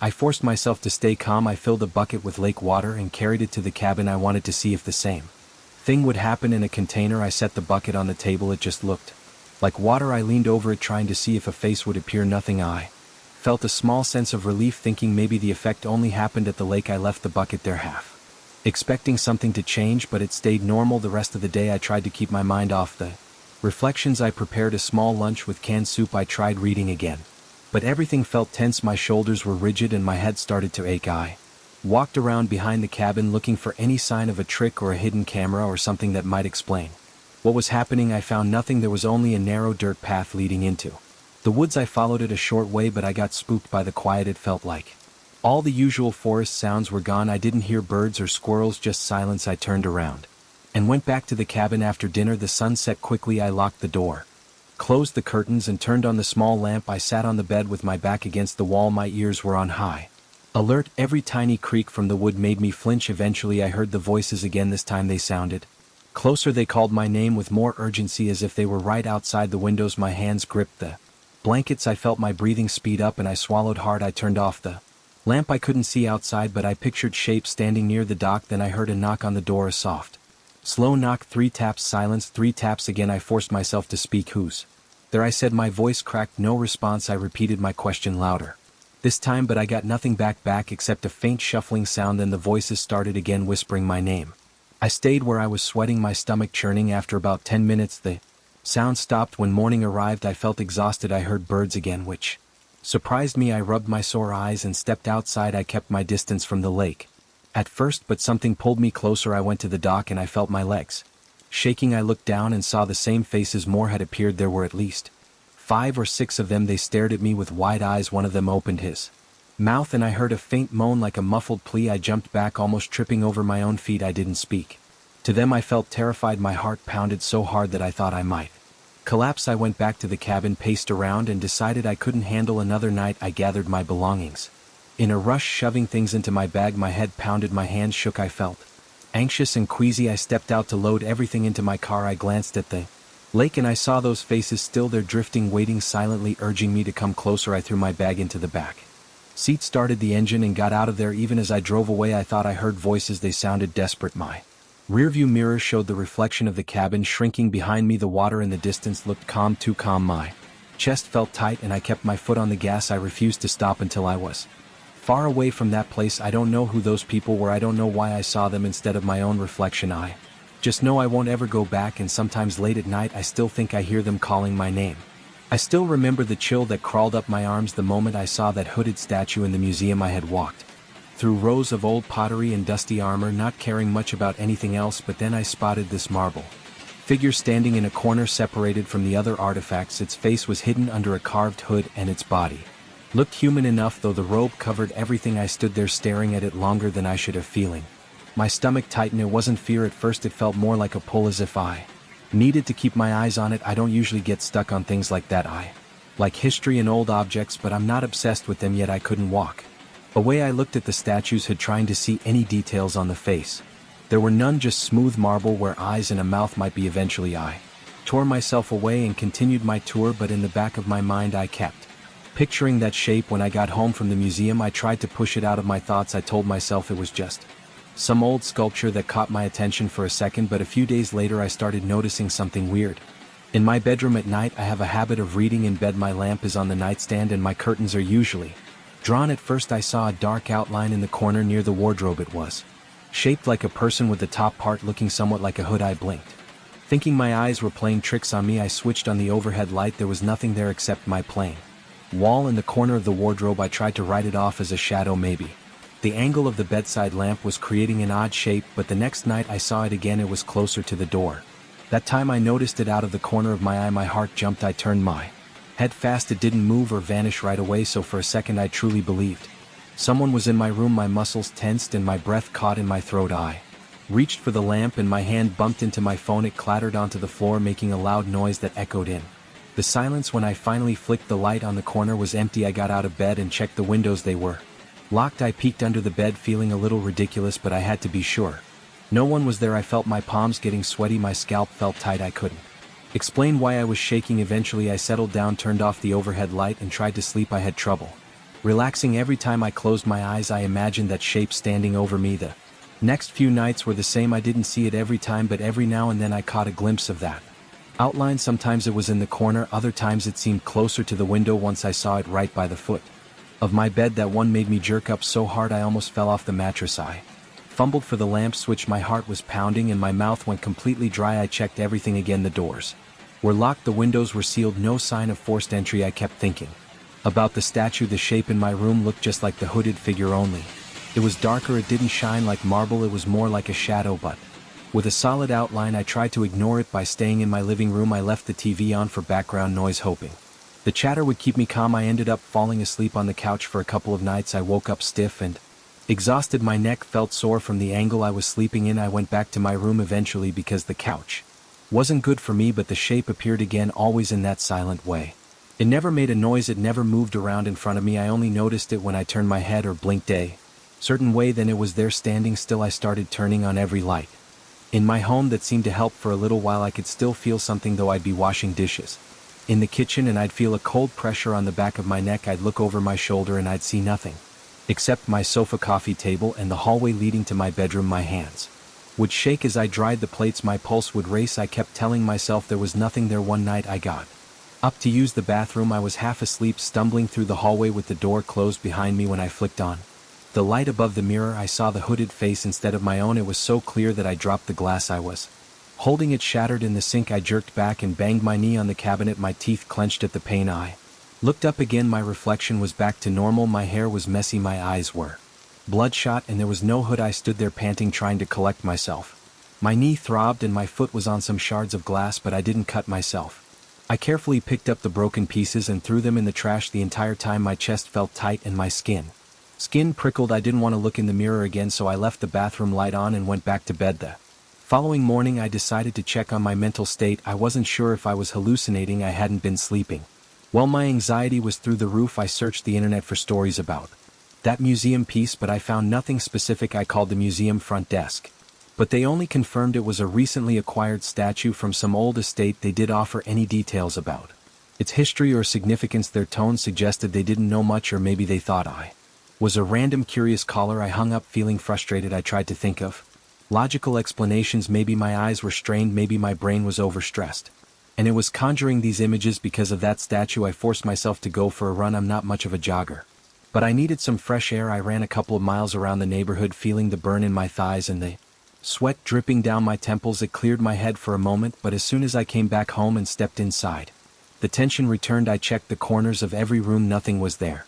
Still, my stomach felt tight, like I was expecting something to jump out at me. Later that week I went to bed early, around 9 in the evening. I thought maybe a longer rest would help me reset. I turned off the lights and tried to focus on my breathing. I didn't see anything at first, but after a few minutes I noticed a dim shape near the closet door. It was that same outline, tall and hooded. I stayed very still under the covers, watching it. My heart beat so hard I could hear the thumping in my ears. The outline didn't move, it didn't approach me, and it didn't fade. It just stood there. The only noise in the room was the soft hum of the ceiling fan. My chest felt tight and I realized I was holding my breath.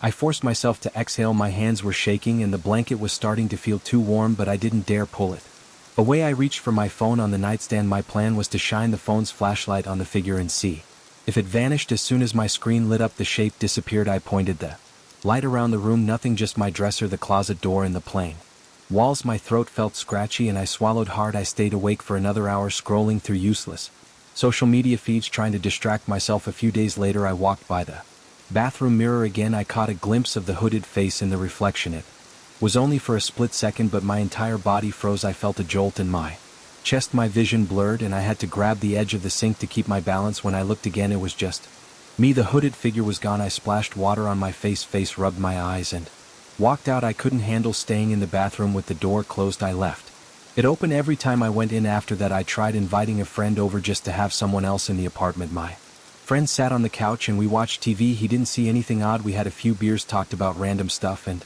I didn't mention the statue. I wanted to see if he'd notice anything on his own.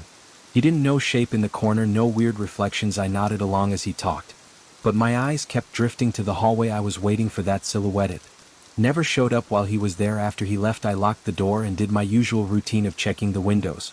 Everything was fine, but I couldn't shake the feeling that the figure was around, waiting for me to be alone again. That night I woke up around 2 in the morning. I wasn't sure why my throat felt dry, so I reached for the glass of water on my nightstand. In the darkness I noticed a faint outline near the foot of my bed. My pulse shot up, my chest tightened, and I found myself gripping the sheets so hard my knuckles hurt. The shape was the same as before, the height of a person with a slight bulge at the top where the hood would be. I leaned over and turned on the lamp. It disappeared immediately, but now I was wide awake, staring at the empty space where I had seen it. My heart rate stayed high and my legs felt tense, ready to leap up if something moved. I kept the lamp on for the rest of the night. I dozed off once or twice, but woke up from my own twitches. In the morning I paced around the apartment, muttering to myself. I felt a constant pressure at the base of my skull. My eyes stung from lack of sleep. I couldn't keep living like this. I decided to revisit the museum, thinking maybe I'd learn something new if I saw the statue again. I arrived that afternoon, paid for a ticket, and found my way to the antiquity section. The statue was still in the same corner. Nothing looked different. I approached it carefully. A guard gave me a quick glance but didn't say anything. I stood in front of the statue, arms crossed, looking for any inscription or plaque. There was only a small label with minimal information: unknown origin, marble, hooded figure, no dates or background. I stared at it until my eyes watered. The hood covered its head just like before. The surface of the marble was cold and pale. There was no sign that it could move or change. It was just a statue. I stepped closer and touched the edge of the base. The guard cleared his throat and told me not to touch. I apologized and stepped back. I wanted to ask him if he'd seen anything strange about it, but I felt embarrassed, so I just walked away. Since then the figure in my room hasn't stopped appearing. It shows up less often than before, but it's there enough to keep me on edge. I can't ignore it. Every time I see that dark outline I feel my muscles tense. I hear my breath catch in my throat. My forehead gets damp. It's always silent, always in a corner or near the furniture. When I turn the lights on, it vanishes. I haven't seen anything else in the mirrors lately, but I avoid looking at them in dim lighting. I brush my teeth with the bright overhead light on. I try to keep my eyes on my own face. I've considered moving, but I'm not convinced that will fix the problem. What if this thing follows me? What if it's something that got attached to me at the museum? I have no proof, no explanation. I haven't told many people. Most of my friends would just suggest therapy or medication. I'm holding it together for now. I go to work, I come home, and I deal with the occasional sight of that shape. Some nights I sleep through without seeing anything. Other nights I wake up feeling certain that someone is watching me. I don't know if it will ever stop. I've tried ignoring it, I've tried chasing it by leaving the lights on, and I've tried confronting that statue again. None of it changed anything for good. There's no trail of footprints, no broken locks, no physical signs of an intruder, but every few days I'll wake up, look across my room, and notice that still hooded outline, and each time I feel the same fear rush through my body, making my skin cold, my heart pound, and my mind race. I keep searching for answers, but all I've got is this shape standing in the dark and the memory of that marble figure in the museum. I remember how confident I felt when I packed up my gear and drove out to this forest. I always thought I was prepared for anything. I've gone camping in a lot of different places, but I've never experienced silence like this. On the first day I walked a few miles and set up my tent and sat outside to eat some trail mix. That's when I realized something was off. There were no birds around, no crickets, no wind passing through the branches, just a stillness that felt heavy on my ears every time I moved. Even the crunch of my boots on the dirt sounded too loud. My own breathing bothered me. I tried to shrug it off, but my chest felt tight. I spent the afternoon gathering wood for a small fire. The ground was damp in some spots, and I almost slipped a few times. The soil felt loose under my feet, like it hadn't been touched in ages. I checked my map a few times to confirm my location. I wasn't lost, but I didn't see any familiar landmarks either. I only saw dense trunks lined up in every direction. Their bark was dark, and the branches were thin and crooked. Even in Broad daylight, they looked strange. I didn't see any small animals scurrying around. I didn't even see bugs. Usually I have to brush away mosquitoes, but I didn't feel a single bite. I tried to relax after setting up my sight. I lit a small fire, but the flames didn't give me comfort. The crackle sounded strange in that kind of silence. I tried to listen for anything that might explain the of wildlife, but I only heard my own heartbeat. My pulse felt loud in my ears. Even my swallowing seemed to echo in my head. I tried to distract myself by checking my supplies and organizing my food, but my nerves were rattled. I felt a twist in my gut like I might be sick. I forced myself to eat a protein bar and drink some water. The texture of the bar felt chalky and I had to swallow hard to keep it down. That evening the sun went down fast and the darkness was complete. I've camped in remote places before, but I could always see the sky or sense the open space around me. Here the trees seemed to close in. When I aimed my flashlight around, I saw rows of trunks fading into blackness. The ground between them looked uneven with shadows I couldn't interpret. I started to sweat. Even though it wasn't hot, my forehead felt damp and I had to wipe my palms on my pants. I tried to stoke the fire, but the flame seemed weak. The wood sizzled and a thin smoke drifted up. My eyes stung from the smoke and I coughed. That tiny noise felt overwhelming. In the silence, I decided to settle in my tent. Early I wanted the sense of enclosure, even if it was flimsy inside. I turned off my flashlight to save batteries. I lay there listening to my own breath. My heart was still racing from the uncomfortable vibe outside. My sleeping bag rustled every time I shifted. The tent's nylon walls felt thin, like they offered no real protection. After a few minutes, I tried to calm down by focusing on simple tasks like adjusting my pillow and tightening the sleeping bag around me. It didn't help. The silence pressed in my ears started picking up the faintest sounds. Sometimes I thought I heard a snap of a twig or some leaves rustling, but whenever I held my breath to listen, the sound stopped. Eventually I fell asleep. But I woke up in the middle of the night. I wasn't sure what time it was, but it felt like it had been a few hours. The darkness was still there, unchanged. My fire was out. I reached for my phone to check the time, but when I clicked the screen, the light hurt my eyes and I turned it off. I listened for any reason I might have woken up. At first I heard nothing, then there was something faint in the distance. It sounded like footsteps. They were light, maybe spaced out by a few seconds. My breathing turned shallow and my pulse hammered in my neck. I tried not to make a sound. The steps seemed to move in a direction perpendicular to my campsite. I waited, counting each step, then they stopped. My chest felt so tight I thought I might gasp out loud. I stayed still, trying to control the air in my lungs. I managed to drift off again after a long stretch of silence, but I woke up at dawn feeling sore and tired. My back ached and my shoulders were stiff. As soon as I unzipped the tent, I noticed the cold air on my face. It smelled earthy and stale, like wet leaves that had been piled up for weeks. I stretched my arms and stepped out. My campsite looked normal at a glance, but I felt uneasy. I saw strange prints in the soft dirt near a cluster of small rocks. They didn't look like mine. I crouched down to check them. The shape was clear, but the depressions looked fresh. I tried to match my boot to one of them, but it was different in size and pattern. I shook my head, trying to convince myself it was maybe just an odd shape made by water, but the soil wasn't muddy enough for that to be the explanation. I made breakfast with my small propane stove. The hiss of the stove was the only sound I heard. There were still no birds singing, no squirrels running around. I ate in silence, just chewing oatmeal out of a metal cup.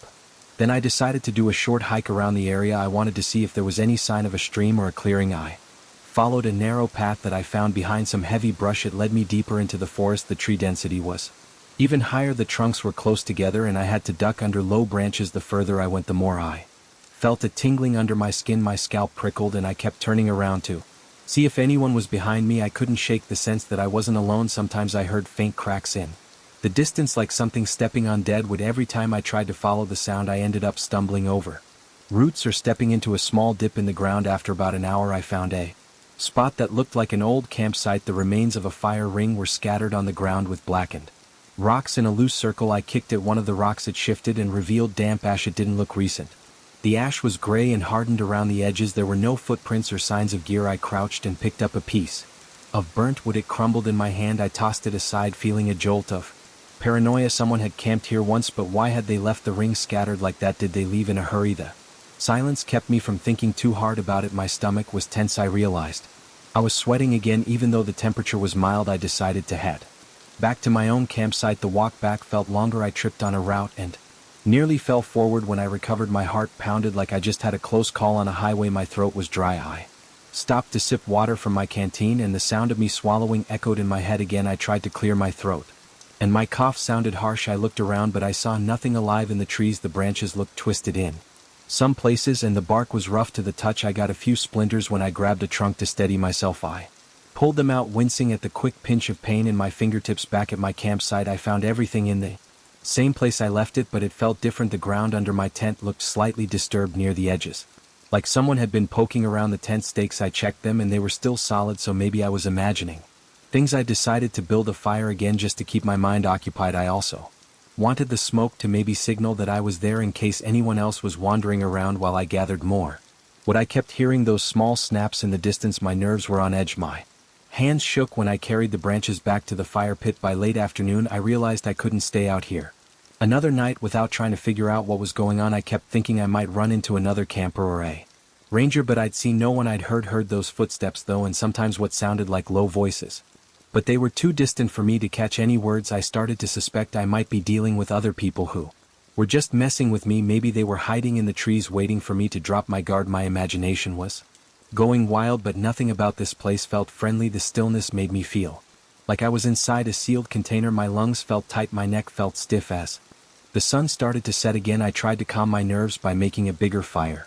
The flames rose a bit higher this time and I fed them every few minutes. The crackling was steady and it helped cover the silence. Darkness crept in again. I sat on a small folding chair, shining my flashlight around. Every time I heard a noise the beam of light caught glimpses of trunks and twisted branches, but there was no clear shape of any person or animal. I got up once to investigate. A soft rustling sound near the edge of my campsite. I found a half-broken branch dangling from a low tree limb. It swung a bit when I touched it, but I saw no reason for it to have moved on its own. My nerves were raw. My fingers felt numb from gripping the flashlight so hard. I didn't want to go in the tent right away. I decided to stay awake longer. I tried to chew on some jerky, but my stomach felt too tight. My throat was dry and I just couldn't force the food down. I drank some water, but it tasted stale. I noticed my shirt was damp with sweat. Even though the temperature had dropped, my muscles felt tense, like I was ready to run. My mind kept racing with images of someone peering at me from behind the trees. Whenever I thought I saw a shape in the corner of my vision, I'd snap my head in that direction, but there was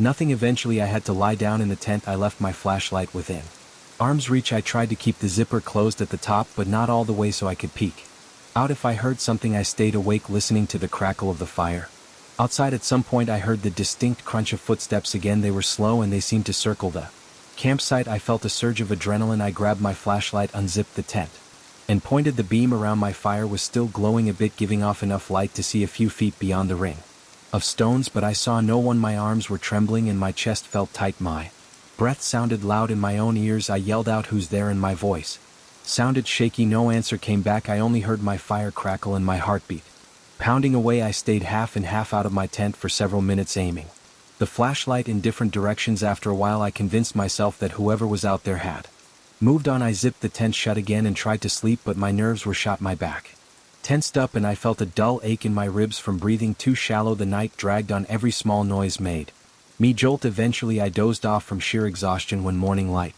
finally came I felt relieved. I stepped out of the tent and looked around. My fire was a pile of cold ashes. The air felt damp. My shoulders were stiff and my eyes burned. I decided I couldn't spend another night there. I packed up my gear in a hurry. I stuffed my tent into its bag and jammed everything else into my backpack. My hands shook the whole time. My gut told me to get out as fast as possible. I didn't eat breakfast. I just kept moving. I followed the same path I'd taken when I arrived. The forest seemed even denser on the way out. I barely stopped for breaks. My feet were sore and I felt twinges of pain in my calves. I stumbled a few times, but I forced myself to keep going. The silence was the same, except for the sound of my boots and my ragged breathing. At one point I thought I heard a distant voice again, a low murmur drifting between the trees. I didn't stop to check. After about 2 hours I reached my truck. I threw my stuff in the back seat, started the engine and rolled out of there. My hands were still shaking on the steering wheel. The drive out was bumpy and I hit a few potholes that made me grit my teeth. Once I got on the main road I felt some of the tension leave my body, but my heart was still beating fast. My mouth felt dry and my shirt was soaked in sweat. I kept looking in the rearview mirror, expecting to see something behind me, but the road was empty. I don't know what I heard out there or who it was. I didn't see anything concrete, but the complete silence, the strange prints and those footsteps at night shook me up. I've never felt so watched in my life. I love nature and I usually feel safe in the woods, but not in that forest. I'm not planning to go back anytime soon. I still get tense when I think about those nights. It felt like the forest itself wanted me gone, like it was rejecting everything living. I have no proof of anything supernatural, but I know what I heard. I know how I felt. I can't shake The memory of that emptiness pressing on my ears and the light steps circling my tent. I'm just glad I got out before I lost my nerve completely. Now that I'm home I can breathe normally again, but whenever I close my eyes at night I still imagine that dense canopy above me blocking out the sky and that quiet that made my heart beat louder than I ever knew it. Could I remember the exact moment I realized I wasn't alone in that old place? It was my second night there and I was in the middle of unpacking when I saw that first envelope on the floor by the front door. It had my name on it. I hadn't told anyone my new address yet. I hadn't even updated my mail forwarding. Still, there was this plain white envelope with no postage, no return address, and my name typed on the front. As soon as I picked it up, the hairs on the back of my neck stood up. Something felt wrong. I opened it slowly and unfolded a single sheet of paper that said, "I know what you did yesterday. I saw you struggling with that old trunk you cursed under your breath at least 4 times. Careful with your back." I could feel my pulse pounding in my ears. Nobody had been around while I lugged that trunk from the back of the van into the living room. At least I hadn't seen anyone. I stood there for a while just staring at those words. My heart hammered home so hard that my fingers felt numb. Eventually I refolded the note, tucked it back in the envelope, and stuck it in my back pocket. I tried to brush it off as some weird prank, but I couldn't shake the uneasy feeling that rose in my stomach. I thought about calling a friend, but it was late and I couldn't find my phone in the mess of boxes. I figured I should at least finish unpacking for the night, or maybe just go to bed and deal with it in the morning, but my mind kept drifting back to that letter, so I decided to look around the house and see if any windows or doors were unlocked. The house was old and the previous owner had left behind a lot of stuff. There were boxes stacked in the second floor hallway, dusty suitcases in the attic, and a few sealed crates in the basement. I'd been too tired to sort through everything. The front door had a flimsy lock which I'd planned to replace soon. I tested the windows and found that most of them were stiff from years of neglect. They didn't open easily, and the ones that did had warped frames. The entire place felt damp. My footsteps on the wood floors echoed in the silence. The walls seemed thin and I could hear the faint drip of a faucet somewhere upstairs. Every small creak set me on edge. I didn't sleep well that night. When I finally settled down on the old mattress I dragged into the only clean bedroom, I stared at the ceiling for a long time. My mind raced with thoughts of who could be watching me. Every time the house made a noise I sat up, heart racing. By morning I was groggy and irritated. I almost convinced myself the whole thing was just some strange coincidence. Then I remembered the exact wording of the letter. It mentioned details only someone physically present could have known. I got dressed and headed downstairs hoping for some fresh air. I found a second letter under the door as soon as I stepped into the living room. This envelope was almost identical, plain white, no postage, my name typed on the front. My mouth went dry. I knelt down and picked it up. My hand shook a little as I opened it. This time the letter read, "You look tired. You won't find your coffee in the same place you left it last night. Check the box near the sink." And that sentence made my spine tingle. I'd left a small bag of coffee grounds on the kitchen counter. I was positive about that. I walked into the kitchen and saw that the counter was empty. My boxes of kitchen supplies were piled in a corner. I rummaged around for a minute and found the bag in one of the boxes near the sink. My skin felt cold, like a draft had swept through the house. Even though no windows were open, I told myself I was going to call the police. But what would I say? That I got 2 letters from a stranger who seemed to know personal details about me. There was no direct threat. There was just this sense that someone was sneaking around my house at night, or maybe watching me through the windows. I still felt jumpy. I brewed coffee, but my hand shook when I tried to pour it. I spilled a bit on the counter, cursed to myself, and wiped it up with an old rag. The day stretched out in front of me and I felt too uneasy to focus on anything. I paced around checking the closets in the basement. I found more boxes labeled with the name M. Hughes, which I assumed belonged to the old resident. Inside some of those boxes I saw dusty clothes, old letters, and random knickknacks, but there was one box that held a stack of envelopes all addressed to me. None had stamps, none had been opened, none looked new. I slid the stack onto a nearby table and sorted through them. Every single one had my name typed on it. Some were dated last year, some had no date. I opened the one on top. It said something about a trip I took to the mountain 6 months ago. It mentioned how I got lost for 2 hours and never told anyone because I was embarrassed. My hand started sweating. I couldn't breathe normally. Whoever wrote this knew something, only I knew. I ran my fingers over the words, feeling the slight indentations from the typewriter or printer that produced it. This wasn't some casual guess or bit of gossip. It was a precise account of what happened, and these letters had been inside a box in this house long before I'd arrived. I read through a few more, and each letter described events that happened at some point in my life, things I never shared. One letter talked about the time I chipped a tooth while opening a beer bottle with my teeth. I was in college then, and I never told anyone the truth about how it happened. Another letter referenced that brief stint I had working in a warehouse. I only told my close friend about that job. How did These letters exist here in a place I'd never been. I felt nauseous, my chest tightened and I realized I needed air. I ran outside, stood on the porch and tried to steady my breathing. The morning sun felt too bright. I glanced at the house next door, but it looked empty. The yard was full of overgrown weeds. I heard a distant car passing by, but otherwise the street was quiet. My heart thumped against my rib cage. I wondered if someone was watching me from one of the upstairs windows. The thought made me shiver. I stepped back inside and locked the door behind me. For the rest of that day I tried to ignore the letters. I moved furniture, tried to organize my possessions, set up my TV, and made a half-hearted attempt to tidy up the living room. I kept glancing at the front door, waiting for another envelope to appear. My head felt cloudy. My eyes drifted to the old boxes that the previous owner left. Part of me wanted to tear through every single one and see what other surprises were hidden. Another part of me wanted to set them all on fire. I resisted both impulses and kept pacing around. By late afternoon I heard the mailman drop something into the mailbox outside. I went out and checked. There was only a takeout menu, no sign of the letters. I felt equal parts relief and disappointment. When the sun began to set I decided to fix something simple for dinner. I still had some bread, some cold cuts, and mustard in a cooler. I made a sandwich and ate standing up in the kitchen. The quiet in the house made my ears ring. The smell of old wood and damp cardboard reminded me I wasn't comfortable here. Yet my eyes darted to the living room entrance, expecting to see another envelope on the floor. It came after dinner. I walked into the living room and nearly jumped when I saw that white envelope by the door. My chest felt heavy. I approached it like it might explode. I bent down, my knees tight, and picked it up. I opened it. There on the spot, "You didn't find everything in those boxes," it said. "Check the attic again, far corner under the loose floorboard." I'll be watching. My hand shook and I felt a cold sweat on my forehead. I swallowed hard and looked up at the ceiling. I didn't want to go back to the attic. It was cramped, dusty, and full of junk, but I needed to know what was under that floorboard. I climbed the stairs slowly.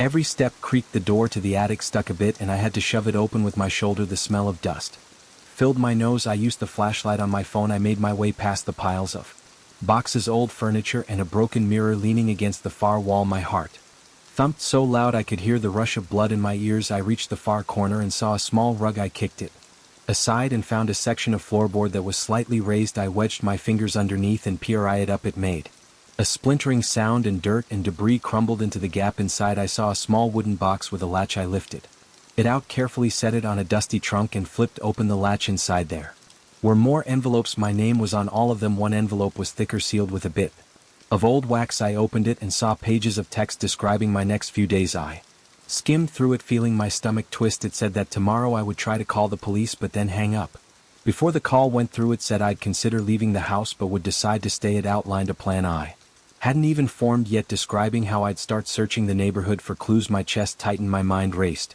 The words were on the page, typed out in black ink. Every next move I might make, every thought I might consider. It felt like I was reading a script that someone had already written for me. I slammed the box shut and stood up too fast. My vision blurred for a second and I stumbled backward, kicking up a cloud of dust. I coughed and staggered away. I left the box behind and got out of the attic as quickly as I could. Once I was back in the hallway, I locked the attic door behind me. My heart pounded, my hands were clammy. I took a moment to calm down, but it didn't help much. I spent the next few hours in the living room, lights blazing.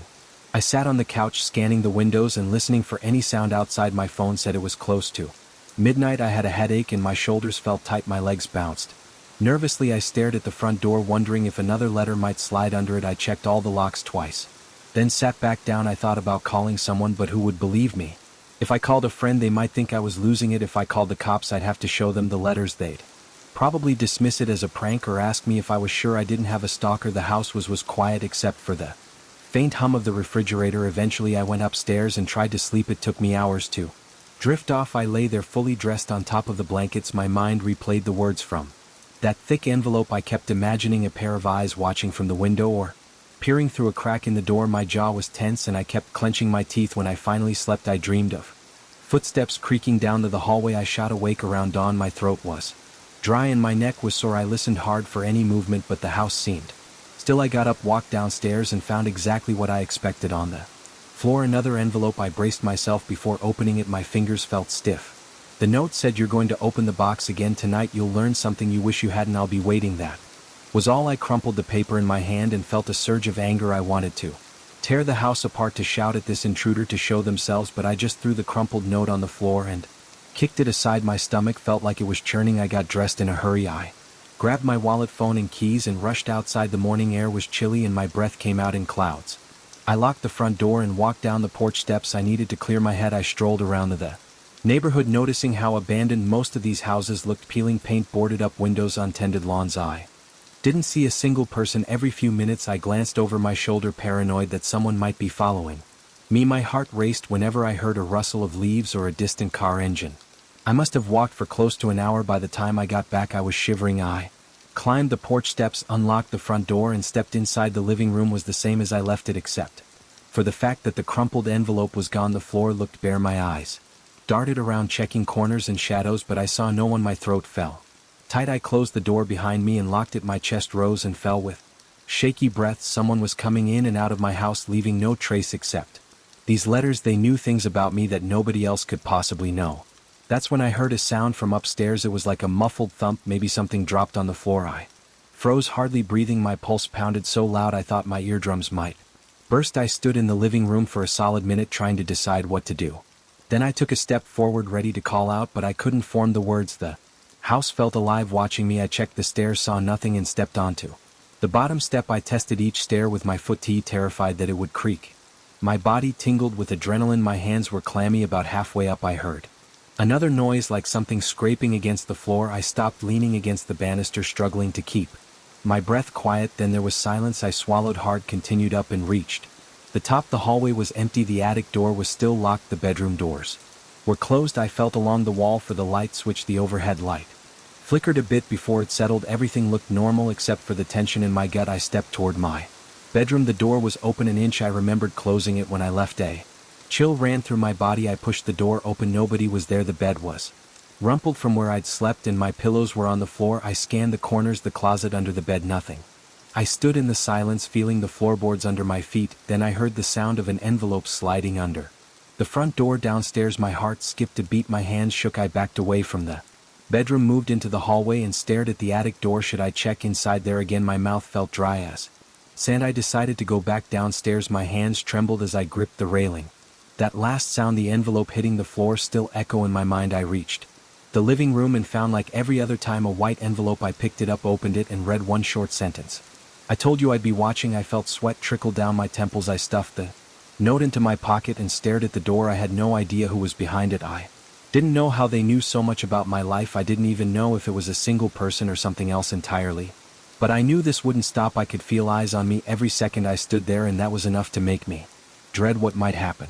Next, I arrived at the house on a cloudy afternoon. The sky looked gray and the breeze felt thick against my skin. The driveway was cracked and weeds grew in every gap. I stepped out of my car and stood there for a moment, looking at the old place. I had just inherited this house from a distant relative. Nobody else wanted it. I figured I'd check it out, see if it was worth keeping. I walked up the steps. The front porch sagged under my weight. The railing felt loose when I touched it. The door was heavy, and it stuck for a second before I managed to push it open. Inside, the air smelled stale, like a room closed for too long.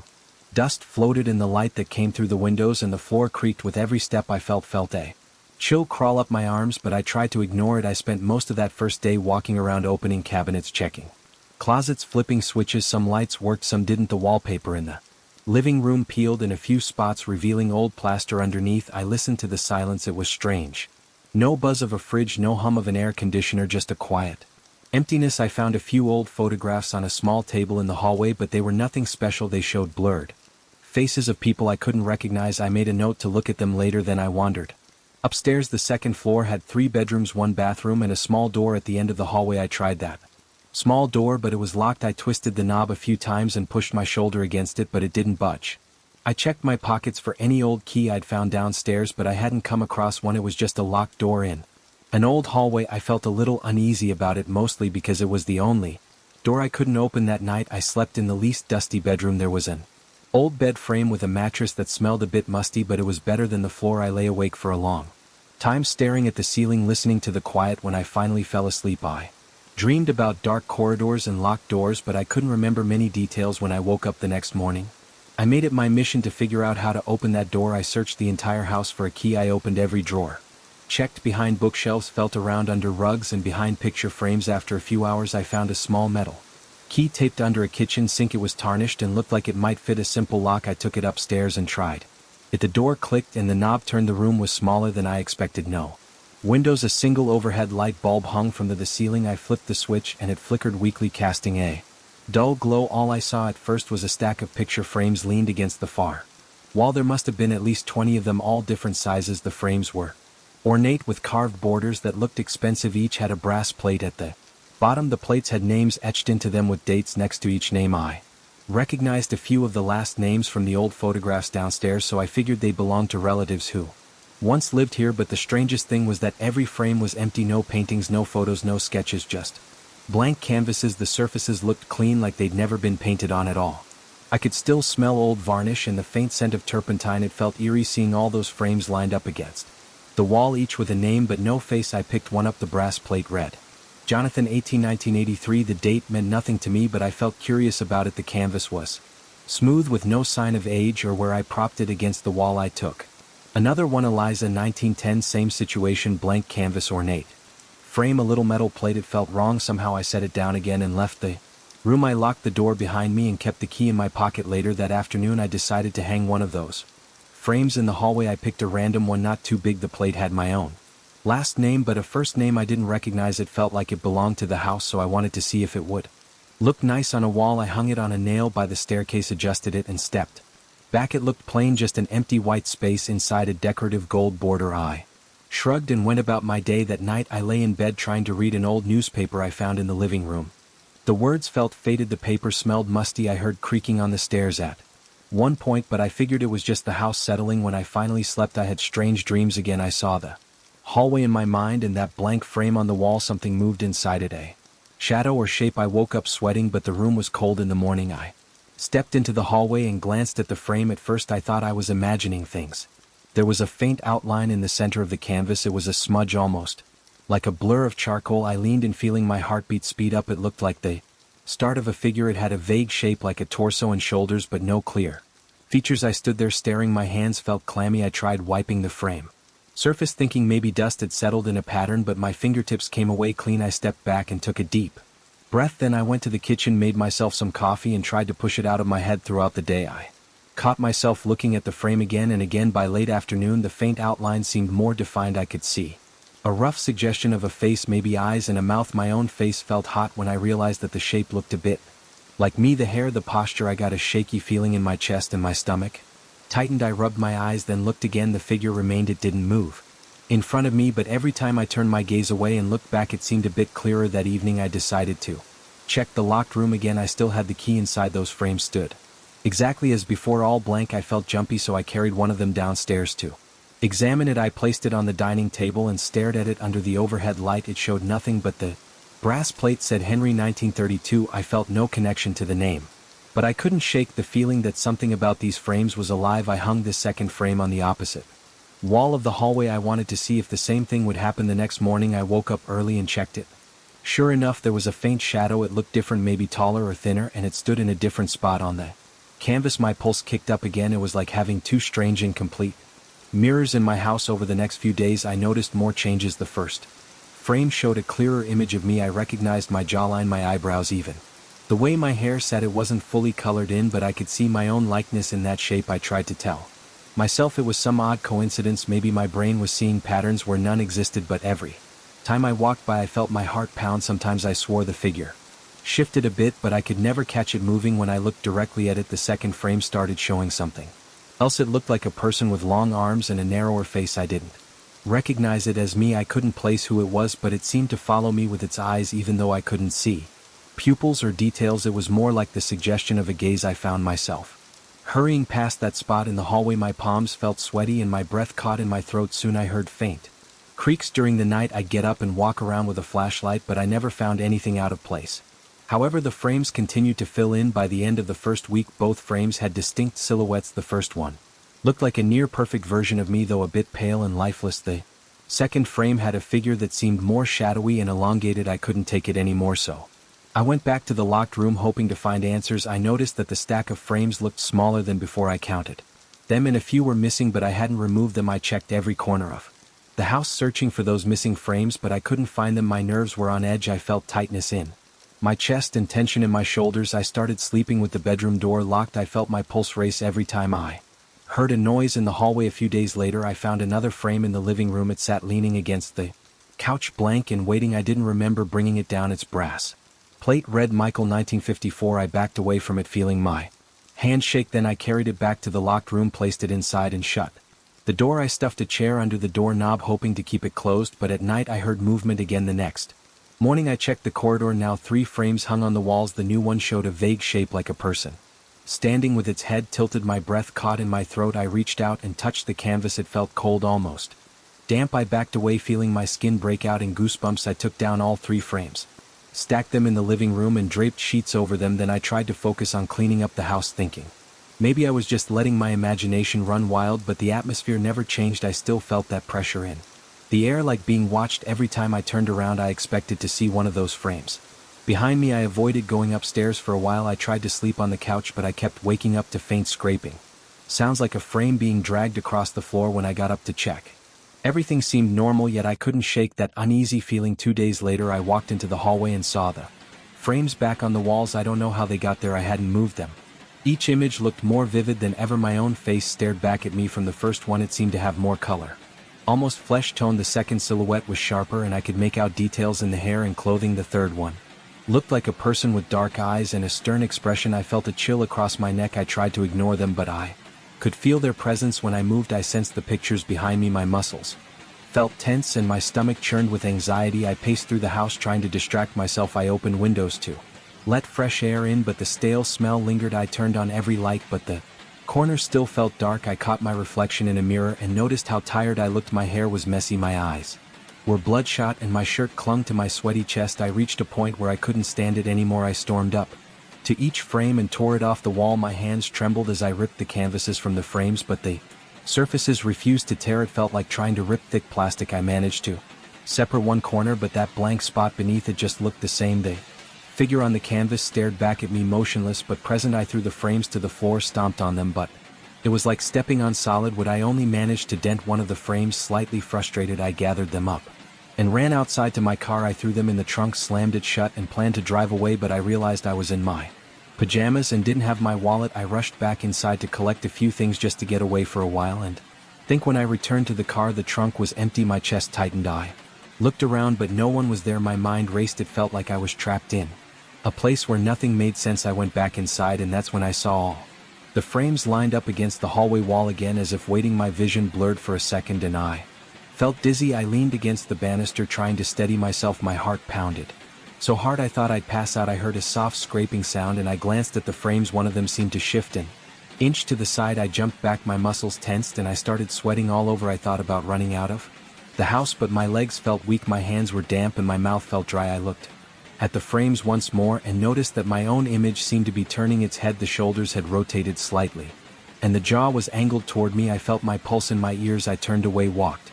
toward the front door, and tried to keep calm. Every step felt heavier now. As I stand here I can see them out of the corner of my eye. They're on the wall behind me. I sense their gaze like a weight pressing against my back. My hands are shaking as I tell this. I feel short of breath. The hallway seems narrower and the floor creaks with every shift of my feet. I hear faint rustling, but there's no wind. When I look at the frames directly, nothing moves, but I know they're changing when I'm not looking. Every time I blink I imagine them adjusting their poses, inching closer, filling in more details. I don't know what they want. I don't know why these canvases keep taking shape. I only know that they're here and they're why watching, and every day their figures become clearer. My face is on that first one and I can't do anything to erase it. I can't destroy the frames. I can't even get them out of the house. I'm stuck here with them and I feel them following me wherever I go. That's all there is. I'm in a constant state of tension, waiting for the next small change, the next shift in their positions. I don't feel safe anymore. Even during the day the house is quiet, but that silence feels worse than any noise. Every time I hear a creak I freeze. My pulse spikes and I look around expecting to see one of those silhouettes in the doorway. This isn't a nightmare, it's real. I'm awake and I can't escape these blank canvases that keep filling themselves with images I never asked for. I wasn't planning on seeing anything strange when I left my cabin that morning. I just wanted to walk a trail I'd heard about from a ranger weeks earlier. The ranger mentioned that it wasn't official, but it led through some remote areas where old farmland used to be. He said people sometimes found arrow heads or broken tools that interested me enough to ignore the usual tourist paths. I drove out before sunrise and parked my truck on the side of a dirt road. The day started cold, so I wore a light jacket and made sure I had enough water and snacks. I felt a little excitement, the kind that comes with exploring somewhere off the map. I followed a narrow track that cut through tall grass and loose rocks. I noticed the lack of footprints which told me not many people took that route. The trees were mostly pines and oaks spaced far apart. I heard birds calling in the distance, some crows circling overhead. The ground smelled of damp earth. The air was cool and carried a faint hint of pine resin. At times I heard squirrels chattering. Apart from that, it was quiet as the sun got higher. I kept looking for signs of old farmland, maybe a collapsed fence or a patch of turned over dirt that didn't match the rest. After a couple of hours, I saw broken wooden posts leaning at odd angles. The wood was rotten, but the shape suggested these posts had once been part of a gate or fence. Grass grew around them, tall and dry. Nearby I noticed tire tracks, but they looked old, barely visible. They might have been from a tractor or maybe an old car. They ended abruptly near a cluster of rocks. I pushed forward. My legs felt strong. I knew I had energy to hike all day if I needed. I stopped to drink some water and ate a granola bar leaning against a tree.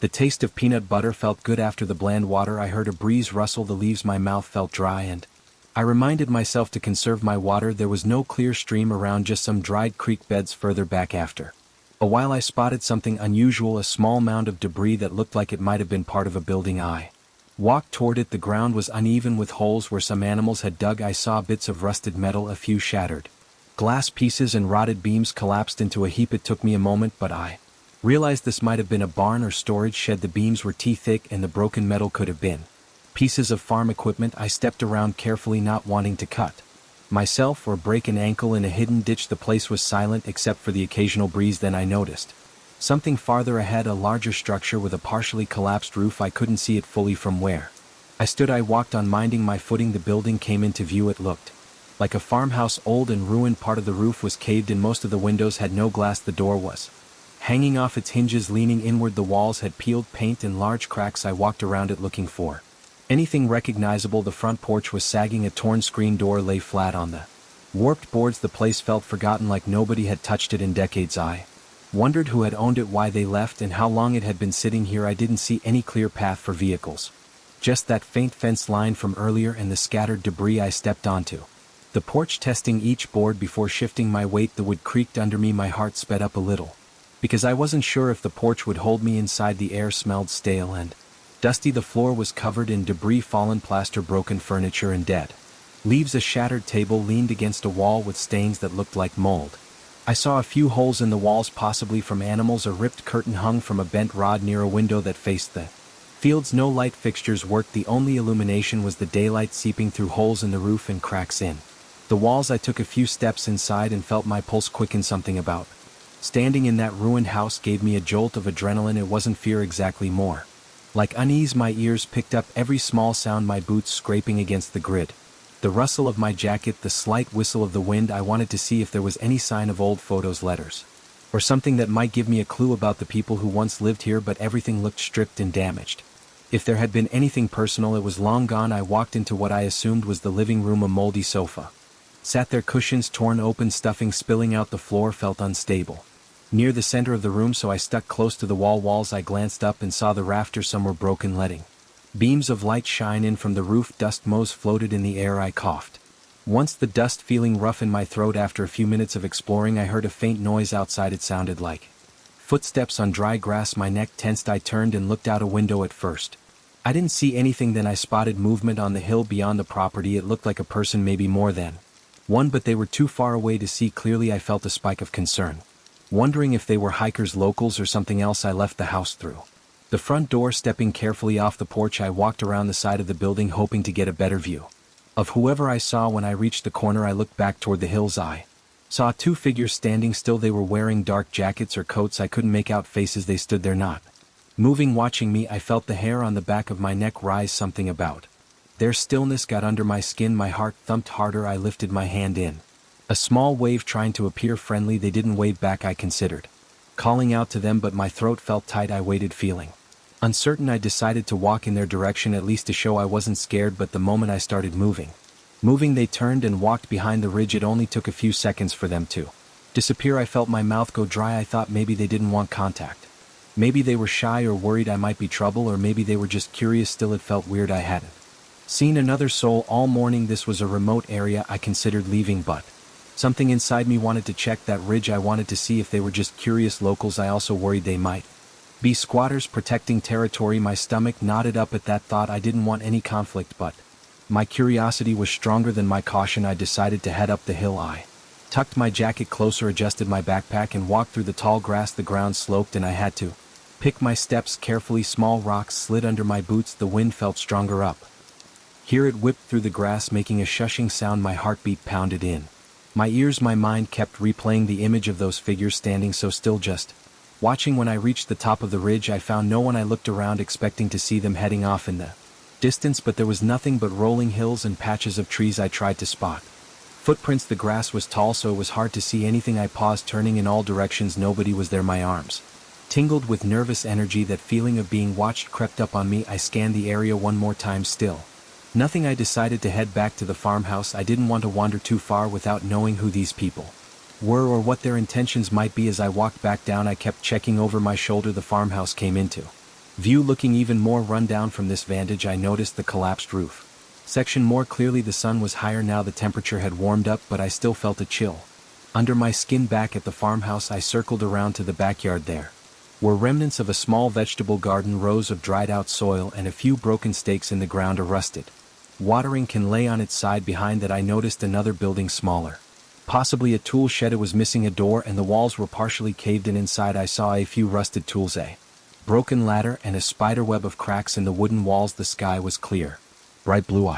I heard a faint buzzing of insects, otherwise it felt too still. My senses were on high alert. My skin felt prickly, my stomach twisted, and I kept swallowing the dryness in my mouth. I decided I wanted to check the farmhouse a bit more, maybe go upstairs if it was possible. If I found nothing else of interest, I'd head back to my truck. I re-entered the house through the side door, which was missing most of its lower panel. The hinges screeched as I nudged it. The interior hallway was dark. I used the light from the open door behind me to guide my steps. The floor was littered with debris, broken plaster, rotted wood, and pieces of old wallpaper. I kept one hand on the wall to steady myself. The wall felt damp and cold. Toward the end of the hall, I saw stairs leading up. The banister was broken in places. Each step creaked loudly. I tested them carefully with my foot before placing my weight. My breath quickened, and I felt sweat forming on my forehead. Even though it wasn't that warm inside, I made my way up slowly. The second floor was smaller than I expected, maybe just 2 bedrooms and a tiny bathroom. The hallway upstairs had a small window with cracked glass. Light came in at a sharp angle. The first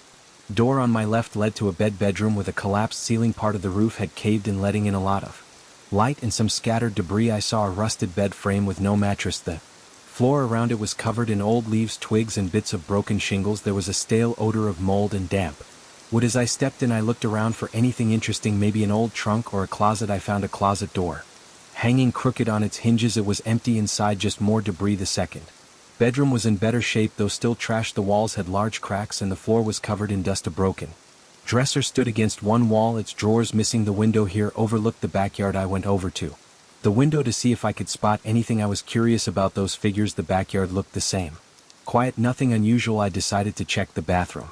The door was jammed, but I managed to push it open. The fixtures were rusted.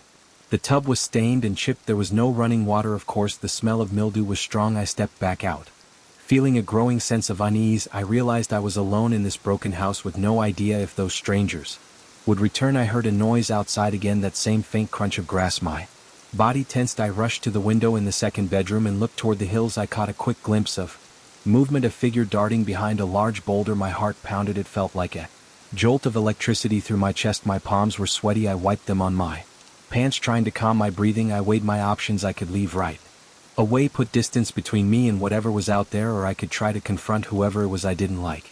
The idea of them following me if I left, I decided to step outside and call out. Sometimes direct communication is the best of approach. I wasn't armed, but I had a decent pocket knife in my backpack. I didn't want to escalate anything, though. I carefully made my way downstairs, stepping over the creaky spots. I returned to the front yard. My legs felt stiff. The sun was bright and I had to squint. I took a deep breath to steady my nerves. Then I yelled out, "Hello, anybody out there?" My voice sounded strange in the open air. I waited, listening. Nothing, not a single reply. The only sound was the faint breeze. I walked around to the back of the house, scanning the hills. I saw no one. I moved to the side yard where some debris was piled. I checked behind a tall bush, but there was nothing except an old rusted bucket.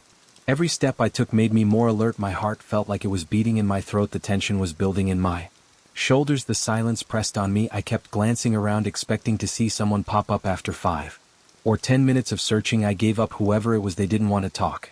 I felt the weight of the situation. I didn't know these hills well, and I didn't know if these people were hostile.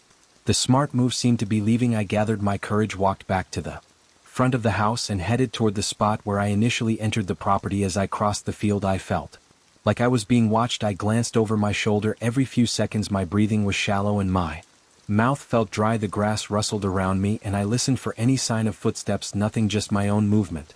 My nerves were on edge and my muscles felt tense, but no one appeared. That gave me a bit of relief, though I still had that tight feeling in my gut. When I got near the gateposts, I paused for one last look at the farmhouse. That's when I saw a lone figure standing on the porch. My heart jumped. The figure looked tall, dressed in dark clothing. They stood facing me. The distance was too great for me to see their face or any details. I froze. My hands twitched at my sides. I couldn't decide if I should call out or run. I took one step forward and the figure moved inside, disappearing into the shadows of the house. I felt a burst of cold sweat on my brow. I didn't know how many people were in there now. I decided I wasn't going back. I took a few more steps toward the post, then forced myself to turn away. I hurried off, retracing my path along the narrow trail I came in on. As I walked, I kept checking behind me. I expected to see someone following, but there was only the open grass. My pace got faster and my breathing stayed shallow. I forced myself to slow down whenever I stumbled on loose stones. I didn't want to twist an ankle in my rush.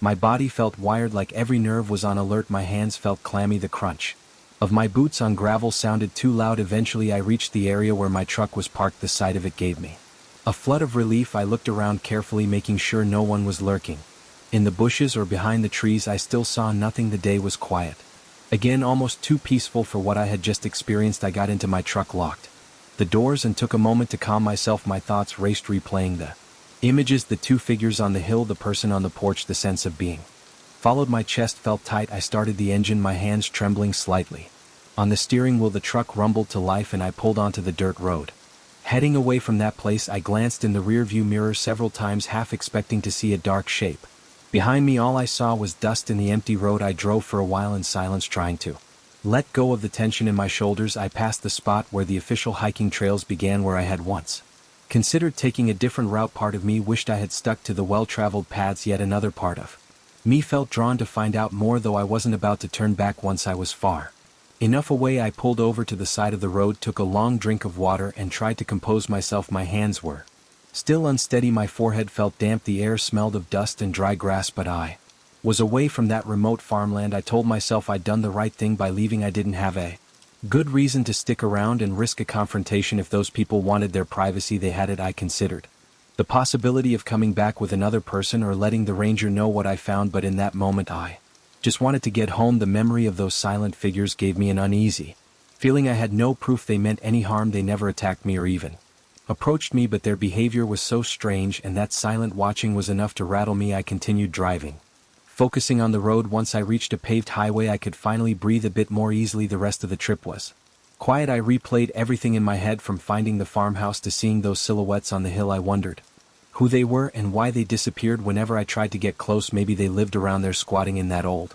building, or maybe they were just drifters. Either way, I didn't like how it all felt. By the time I got back to my cabin, it was late afternoon. I parked my truck and sat there for a while, engine off, windows down, feeling the breeze against my face. My heart rate was almost normal. My shirt clung to my back with sweat. I went inside, locked the door, and let my pack drop to the floor. My body felt heavy. I splashed water on my face and stared at myself in the bathroom mirror, checking for any sign of scratches or bruises. I saw nothing except my own weary expression. That night I tried to distract myself by making a simple dinner. I grilled a small piece of chicken and ate some canned vegetables. The food tasted bland, but it settled my stomach. I tried to watch some TV, but I couldn't focus. My mind kept drifting back to that deserted farmhouse and those silent onlookers in the distance. Each time I thought about it, my heart rate ticked up. I went to bed early, but sleep didn't come easily. I lay their eyes open, listening to the sounds of the cabin settling. My mind wouldn't let go of the day's events. I felt a mix of relief at being safe and an odd pull to find out more, but I knew I wasn't going back anytime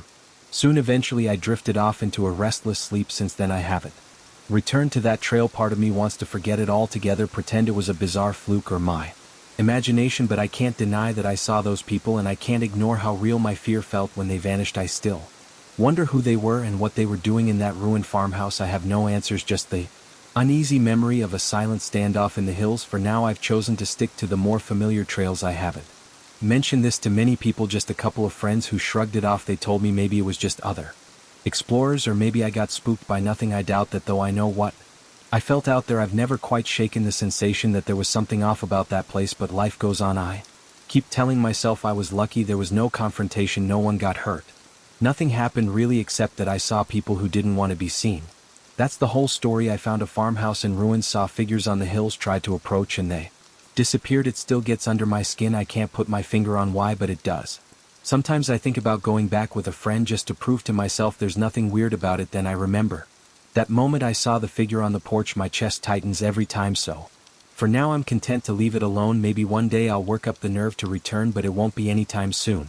Until then, that forgotten place stays in my mind, a memory of silent watchers and a ruined farm that I can't quite shake. I noticed something strange the moment I set foot inside that cabin. The door squeaked in a way that felt off, like it hadn't been opened in weeks. The air inside was stale and slightly musty, and there was a faint odor that I couldn't pin down. At first I thought it might just be mold or dust. I dropped my duffel bag on the floor, tried the lights, and saw them flicker for a second before they settled into a weak glow. I had rented this cabin for a few days in the national park. I wanted quiet. My job had been stressful and I needed a break from everything. My phone, the traffic, the noise of the city. The photos of this place looked cozy enough. A small kitchen, a living area, a tiny bedroom in the back, and a porch overlooking tall pines. No internet, limited cell signal, and lots of trees. That was the plan right away. Something about the living room felt unwelcoming. The furniture was old. The coffee table had rings from drinks left on it, and the sofa cushions were threadbare at the edges. I ran my hand over the top of the sofa and felt a slight dampness. I guessed it was from the humidity. I remember sighing and telling myself I'd just open a window to air it out. When I walked around, I noticed a small wooden desk in the corner. Its top was scratched and dusty. The desk had a single drawer with a rusty handle. I tried to open it, but it stuck. I gave it a harder pull and it slid open. That's when I saw the diary. It was an old spiral notebook, the kind you might buy in a convenience store. The cover was half torn with a few scribbles on it. I couldn't make out the name. It looked like part of a name that had been scratched out. The edges were smudged with some kind of dirt. I was curious, but I didn't want to stand there and read it right away. I set it aside, brushed off the desk, and decided I'd deal with it later. I wanted to unpack and settle in first. The bedroom was smaller than I expected. The bed squeaked when I pressed down on the mattress. The sheets looked clean though, which was good enough for me. There was a wooden dresser under the single window. Outside that window I could see tall pines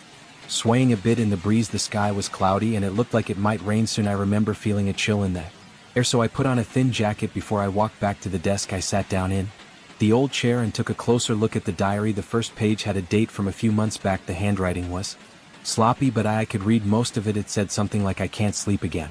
I keep hearing something outside." I thought it was raccoons, but it sounds bigger. Last night I heard footsteps on the porch. That was all for the first entry. I flipped a few pages. The next entries were short, describing nights of hearing sounds in the woods, branches snapping, leaves rustling, things like that. Then it got weirder. One entry mentioned scratching noises on the outside side walls. Another entry described seeing movement in the trees around dusk. There were fewer details than I would have liked, but it sounded like the writer was scared. I felt uneasy reading this. I chalked it up to an overactive imagination, or maybe someone who was freaked out by wildlife, but the more I read, the more I got this knot in my stomach. The writer said they woke up one night and saw a shadow pass by the bedroom window. They claimed it moved like a person, but it didn't have any distinct shape. I remember looking over my shoulder after reading that. The cabin felt quiet. My ears rang a bit from the silence. I knew it was just me psyching myself out, so I shut the diary and decided I'd make something to eat. There was a small kitchen area with a mini fridge and an old microwave. The fridge made a buzzing sound, which was strangely comforting because it reminded me of normal life. I heated a cup of instant noodles and sat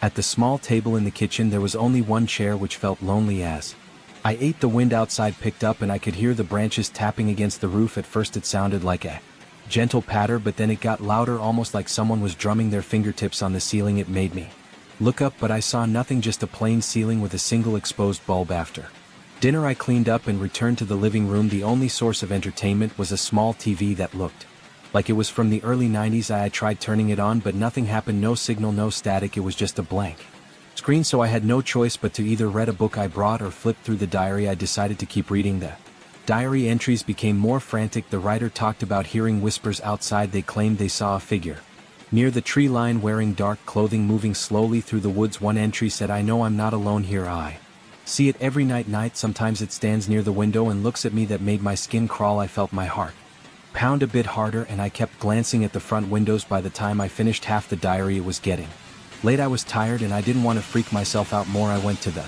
Bedroom changed into more comfortable clothes and got under the covers. The bed still squeaked with every movement, which was annoying. I turned off the small lamp and tried to sleep. I couldn't. I heard the branches scraping the cabin outside. The wind was howling. My mind raced with thoughts of the diary entries. I reminded myself that it was just a story in a notebook left behind by some nervous person, but I couldn't shake the feeling that something was off. The darkness in that bedroom felt thick, and every time I moved the bed springs squealed. I eventually drifted off, but I woke up a few hours later. I lay there, eyes open, heart thawing. I listened. It was quiet for a few seconds, then I heard a faint creak on the wooden porch outside. It sounded exactly like someone stepping on an old board. I froze. I could feel my pulse in my temples. The wind had died down, so it wasn't the breeze. I waited, barely breathing, listening for more footsteps. Nothing. I sat up slowly, turned on the lamp and looked around the small room. The window showed only blackness outside. I didn't see anything. My heart was beating so fast it made my chest feel tight. I decided not to check the porch. I told myself it was probably just the cabin settling, but part of me knew it sounded like footsteps. I tried to sleep again, and after a while my mind calmed down. The next morning the sun came through the window and everything seemed more normal. I felt a bit silly for getting scared. I made some coffee in the tiny kitchen, then stood on the porch to sip it. The trees looked the same as any other morning in a forest. The ground was damp from last night's rain and the air felt cool. I breathed it in and tried to relax. I decided I'd explore the nearby trails. I grabbed a bottle of water, my phone, and locked up the cabin. As I walked along the trail, I noticed how dense the trees were. The path was well maintained though, and I saw a few squirrels darting around. The sun was high and the forest smelled of wet leaves and pine. It felt good to get moving and clear my head. I returned to the cabin in the late afternoon. My shoulders and legs were tired from hiking, and I felt hungry. Inside the cabin air smelled stale again, like it never fully cleared out. I tried opening more windows. That's when I noticed the desk drawer was pulled open, and the diary was lying on top of the desk, flipped to a page in the middle. I was sure I had closed the drawer and left the diary rest stacked neatly with some other stuff I'd brought, but it was wide open and the page had new wrinkles in it, as if someone had pressed down on it. My stomach churned. I walked closer and read the page. It was open to it, mentioned strange marks on the windows, almost like smudges or handprints. It also said the writer heard a voice calling their name. I felt a chill crawl up my back. I glanced at the windows in the living room. They were dusty, but I didn't see any fresh marks. I checked each one, nothing still. I couldn't explain why the diary was open. I stood there, my mind racing. Then I remembered I might have just left it that way. Maybe I forgot to close the drawer. I told myself I was just on edge. I spent the evening inside trying to stay calm. I read a bit, ate a sandwich, and listened to the wind pick up again. By nightfall it got colder. I tried the cabin's heater, but it made a rattling noise that worried me, so I turned it off. The forecast said it wouldn't be too cold to sleep without it, so I put on another layer of clothing. Around 10 p.m. the lights flickered once and then stabilized. I had a flashlight next to me just in case the power went out. I sat in the living room reading more of the diary. The writer described hearing tapping on the walls late at night, like someone rapping their knuckles on the wood. The writer also mentioned faint knocking sounds on the front door. My heart jumped when I read that. It reminded me of the noise I heard on the porch the night before. I forced myself to keep reading. The next entry said the writer confronted whatever was outside. They flung the door open but saw nothing. Then they heard footsteps circling the cabin, moving quickly, and the writer locked themselves inside. I was gripping the diary so hard my knuckles were white.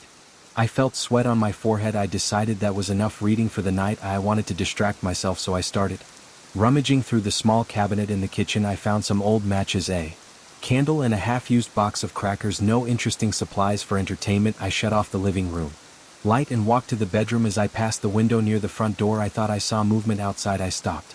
The porch light was on, casting a small dim glow over the steps. For a second I could swear I saw a shadow move past the edge of the porch. My pulse sped up and my hands felt clammy. I took a deep breath and leaned closer to the window. Nothing was there. The trees were still.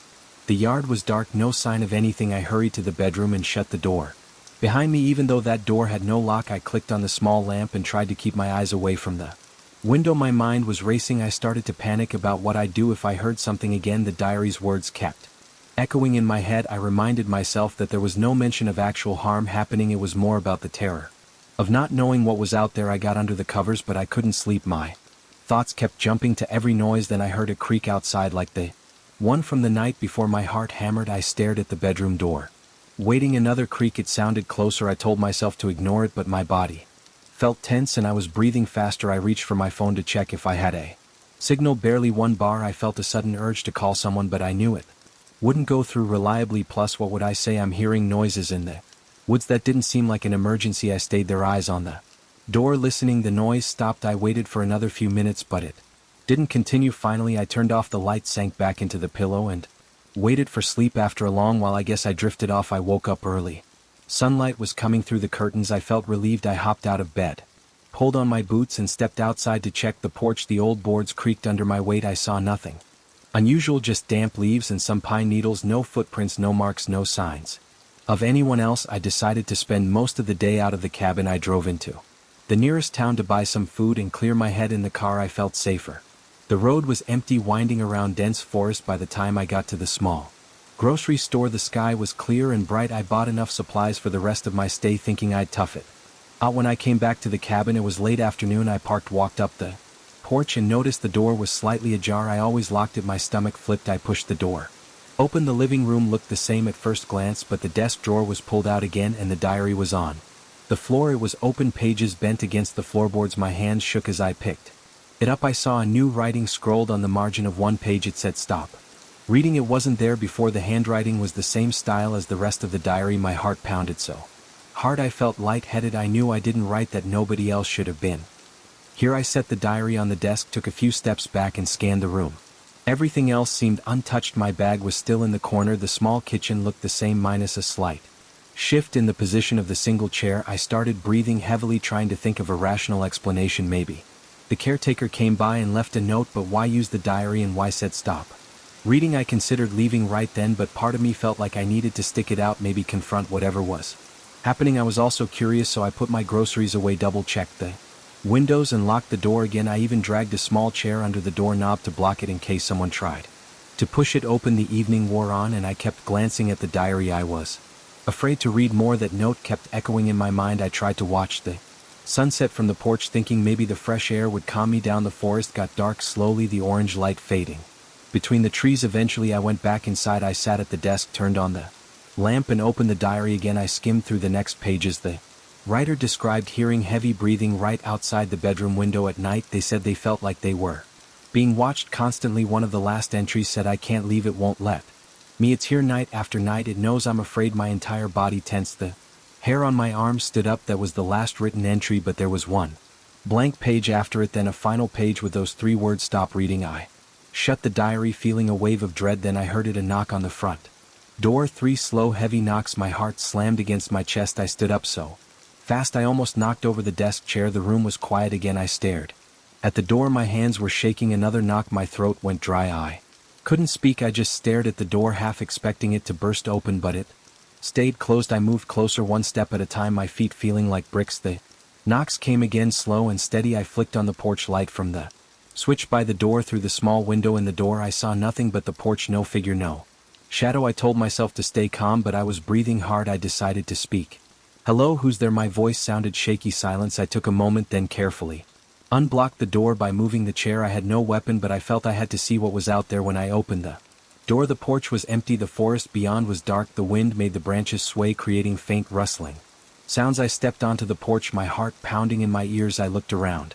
Nobody stood on the porch or near the stairs. No movement except the trees. I backed inside and shut the door. I locked it again, then leaned against it, trying to steady my breathing. My body felt tense and my mind was racing. I had no explanation for what was happening. I thought about the diary's warnings. I thought about leaving right away, but I was too shaken to drive at night on those winding roads. I also felt like if I ran I'd just be giving in to whatever was messing with me. I turned off the lamp in the living room and sat in the dark for a while, listening for more sounds. The only things I heard were my own breathing and the occasional crack of the wood as the cabin settled.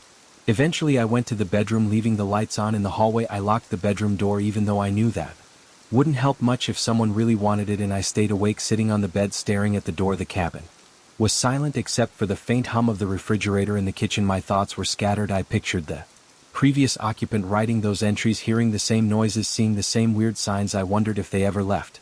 There was no mention of them leaving or anything else, just that last warning to stop reading at some point in the early morning. I must have dozed off. When I opened my eyes it was dawn. I felt stiff from sitting against the headboard all night. I walked into the living room and saw the diary lying on the desk. It was closed with no new messages. The front door was still locked, no sign of forced entry. I packed my things as fast as I could. I was done. My body felt shaky and my nerves were frayed. I left the diary right where I found it, on the desk in the same drawer. I didn't want to take it or destroy it. I just wanted to get Away from that place before leaving I stood on the porch for a moment taking.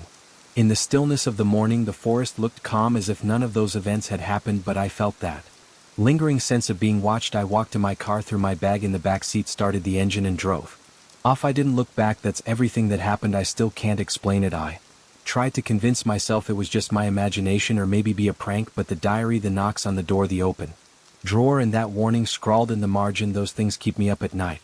I still feel like whatever was in those woods followed the same pattern described on those pages, and for the few nights I stayed there, those entries became my reality. I never saw a face, never found a person, and nothing physically harmed me, but the fear was real and it sticks with me even now. I have no plans to go back.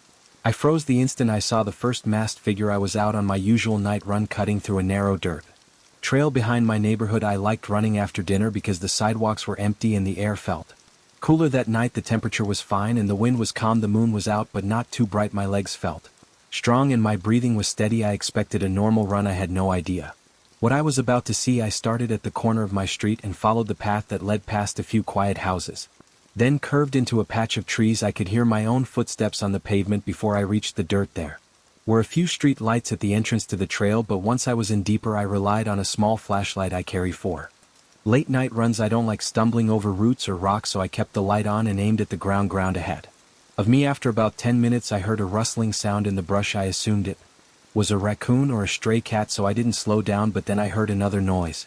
It sounded like branches snapping under someone's foot. I glanced to my left, thinking maybe someone else was out for a walk. I saw nothing. I kept running. I moved farther down the path, feeling my heart rate climb, not from exhaustion but from nerves. The trail isn't usually busy at night and I began to feel uneasy. My flashlight beam caught something on a tree trunk. It looked like a strange mark, a symbol. Maybe it wasn't just a random scratch or a piece of graffiti. It looked deliberate. I took a quick look while I kept moving. It was shaped like two concentric circles with a single line crossing them, carved deep into the bark. My stomach tightened and I felt the hairs on my arms rise. I tried to ignore it and kept going. A few seconds later I saw another mark on a tree on my right, same symbol, same careful carving. My mouth went dry. I wasn't sure why it bothered me so much, but it gave me a bad feeling. I kept jogging, telling myself these were just teenagers messing around, but then I felt like I was being watched. I can't explain it in detail. It was just a heavy sense that eyes were on me. I pointed my flashlight to the side again, scanning the trees. That's when I saw the first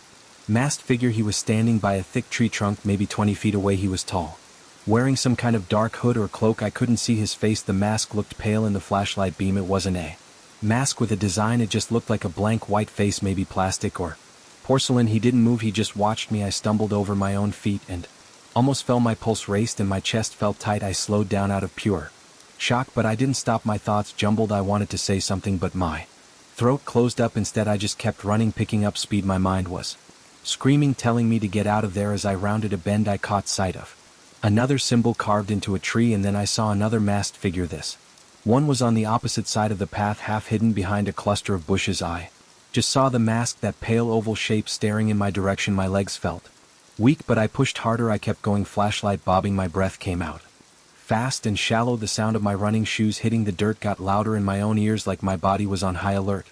I didn't hear any chase, no footsteps behind me, no frantic movement in the bushes, but I saw more of those symbols. They appeared on 3 more tree trunks, spaced out along the path. Each time I spotted one I saw a figure nearby, partially hidden with that same pale mask. They never approached me, they never called out, they just stood there watching. By the time I reached the end of the trail my shirt was damp with sweat and my breathing was ragged. There's a short slope that leads back up to the suburban street right at the edge of our neighborhood. When I got there I paused for half a second and glanced back. My flashlight swept across the trees. I didn't see anyone, but my stomach churned like I was going to be sick. I turned off the flashlight because the street lights in the neighborhood gave me enough light. I kept jogging until I reached my block. My house is in the middle of the street, a small 1-story place with a simple porch and a single-car driveway. I sprinted the last stretch, feeling relief as I saw the glow of my porch light. I ran up the steps, unlocked the door, and got inside as fast as possible. My lungs burned and my chest felt heavy. My hands shook. I locked the door right away, sliding the deadbolt in the chain. Then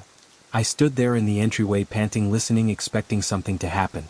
The house was quiet. The clock in the living room ticked. I tried to calm down, leaning against the wall, wiping my forehead with the back of my hand. My mouth was still dry and my legs felt weak. I kept replaying the sight of those masks in my head, those eyes behind them, that motionless stance. My heart pounded so hard it made my chest hurt. I stepped into the living room and looked out the front window, parting the curtains a little. My porch light illuminated the front yard, the sidewalk, and part of the street. At first I saw nothing, then I noticed a figure standing across the street near a large tree on my neighbor's lawn. Another mask. It looked exactly the same as the ones in the woods. My gut twisted. I tried to swallow, but my throat felt tight. The figure stood there for a few seconds, then it seemed to move back into the darkness. I let the curtain drop. My hands were trembling. I didn't know if I should call the police. I wasn't sure what I'd say. I saw masked people in the woods, and one might be on my street. It felt like I was losing my mind, but I knew I had seen something real. My heart wouldn't slow down. I decided to check the back door. I went through the kitchen, making sure it was locked. I looked out the small window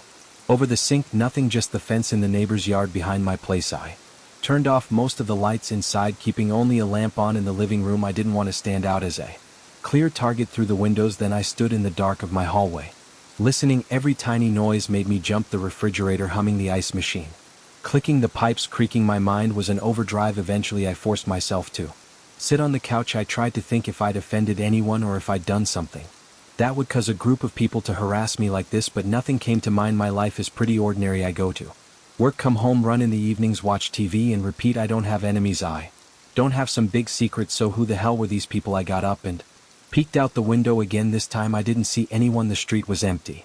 My neighbor's house had their porch light on, but there was no movement anywhere. I caught my reflection in the glass, sweaty hair, pale face, eyes wide. I felt a jolt of anxiety again, but I tried to breathe through it. I considered calling a friend, but it was late and I wasn't sure what to say. I double-checked that both doors were locked. Then I went to my bedroom and locked that door too, just in case. I kept a baseball bat under my bed. I took it out and leaned it against my nightstand. My heart was still pounding and I wasn't sure if I'd be able to sleep, but I stripped off my sweaty running clothes and put on shorts and a t-shirt. I grabbed my phone and laid in bed, scrolling aimlessly to distract myself.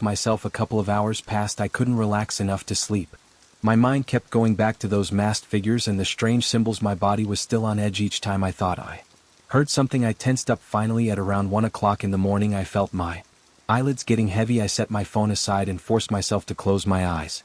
Sometime later I woke up to a noise outside. It sounded like footsteps on my driveway. My heart started pounding again. I grabbed my phone and noticed it was close to 3 o'clock in the morning. I could feel my muscles tighten as I listened. The footsteps were slow. It wasn't the sound of someone just passing by on the sidewalk. I gripped my bat and got out of bed. My mouth was so dry that my tongue felt thick. The rest of my house was dark. The temperature felt a few degrees cooler and I had a slight shiver. I crept to the front window in the living room, moving as quietly as possible. My blinds were closed, so I eased one slat open with my finger. I peered out. My driveway was dimly lit by the street light across the road. At first I didn't see anything. Then I noticed movement on the sidewalk near my mailbox. Another masked figure. This one wore a hood just like the first one I saw in the woods. The white mask glowed faintly under the street light. He was looking at my house. I felt the urge to flick on the porch light and yell, but something told me that might not help. I stayed quiet, breath shallow. My forehead felt slick with cold sweat. He took a step forward, then stopped. He lifted his head slightly, like he was scanning the front of my house. My heart hammered so loud that I thought he might hear it. After a few seconds he backed away and vanished into the shadows beyond the street lights. Reached my knees, felt weak, and I almost dropped the bat. I forced myself to stand still for another moment. I didn't want to open the door or chase him off. That seemed stupid. What if there were more of them? My mind raced with questions. I felt a wave of nausea. Then I realized I couldn't just stand there. I had to do something. I reached for my phone, thinking maybe I should call the cops, but then I hesitated. I wasn't sure if they would believe me. I could only say I saw suspicious people in masks.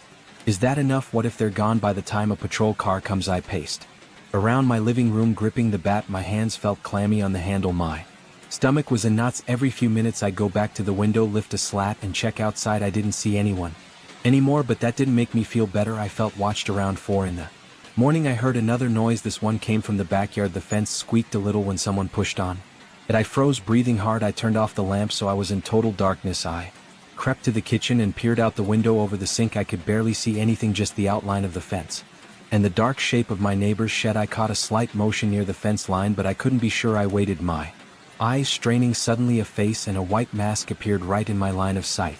It was so close to the window that I jumped back and almost knocked over a chair. My heart hammered. I bit down on my lip to keep from screaming. The figure stood there on the other side of the glass, looking in. I couldn't see any eyes or details behind that pale mask. It was like a blank face pressed against the window. I didn't move and I could feel my muscles shaking. The figure tilted its head slightly, then it drew back and vanished into the darkness. I stayed in that position for at least 30 seconds, bat in one hand, phone in the other. My mind was filled with panic. I didn't know how many of them were out there. I rushed to my bedroom, locked the door again, and stood against it. My hands were trembling so much I could hardly type, but I forced myself to dial 911. The operator's voice was calm. I tried to explain what was happening without sounding crazy. I said there were people in masks lurking around my property, looking in my window. She told me to stay on the line, keep my doors locked, and wait for officers to arrive. I told her my address and she said someone was on the way. I thanked her, hung up, and gripped my bat. I waited in the dark, leaning against my bedroom door, listening for sirens. I felt like time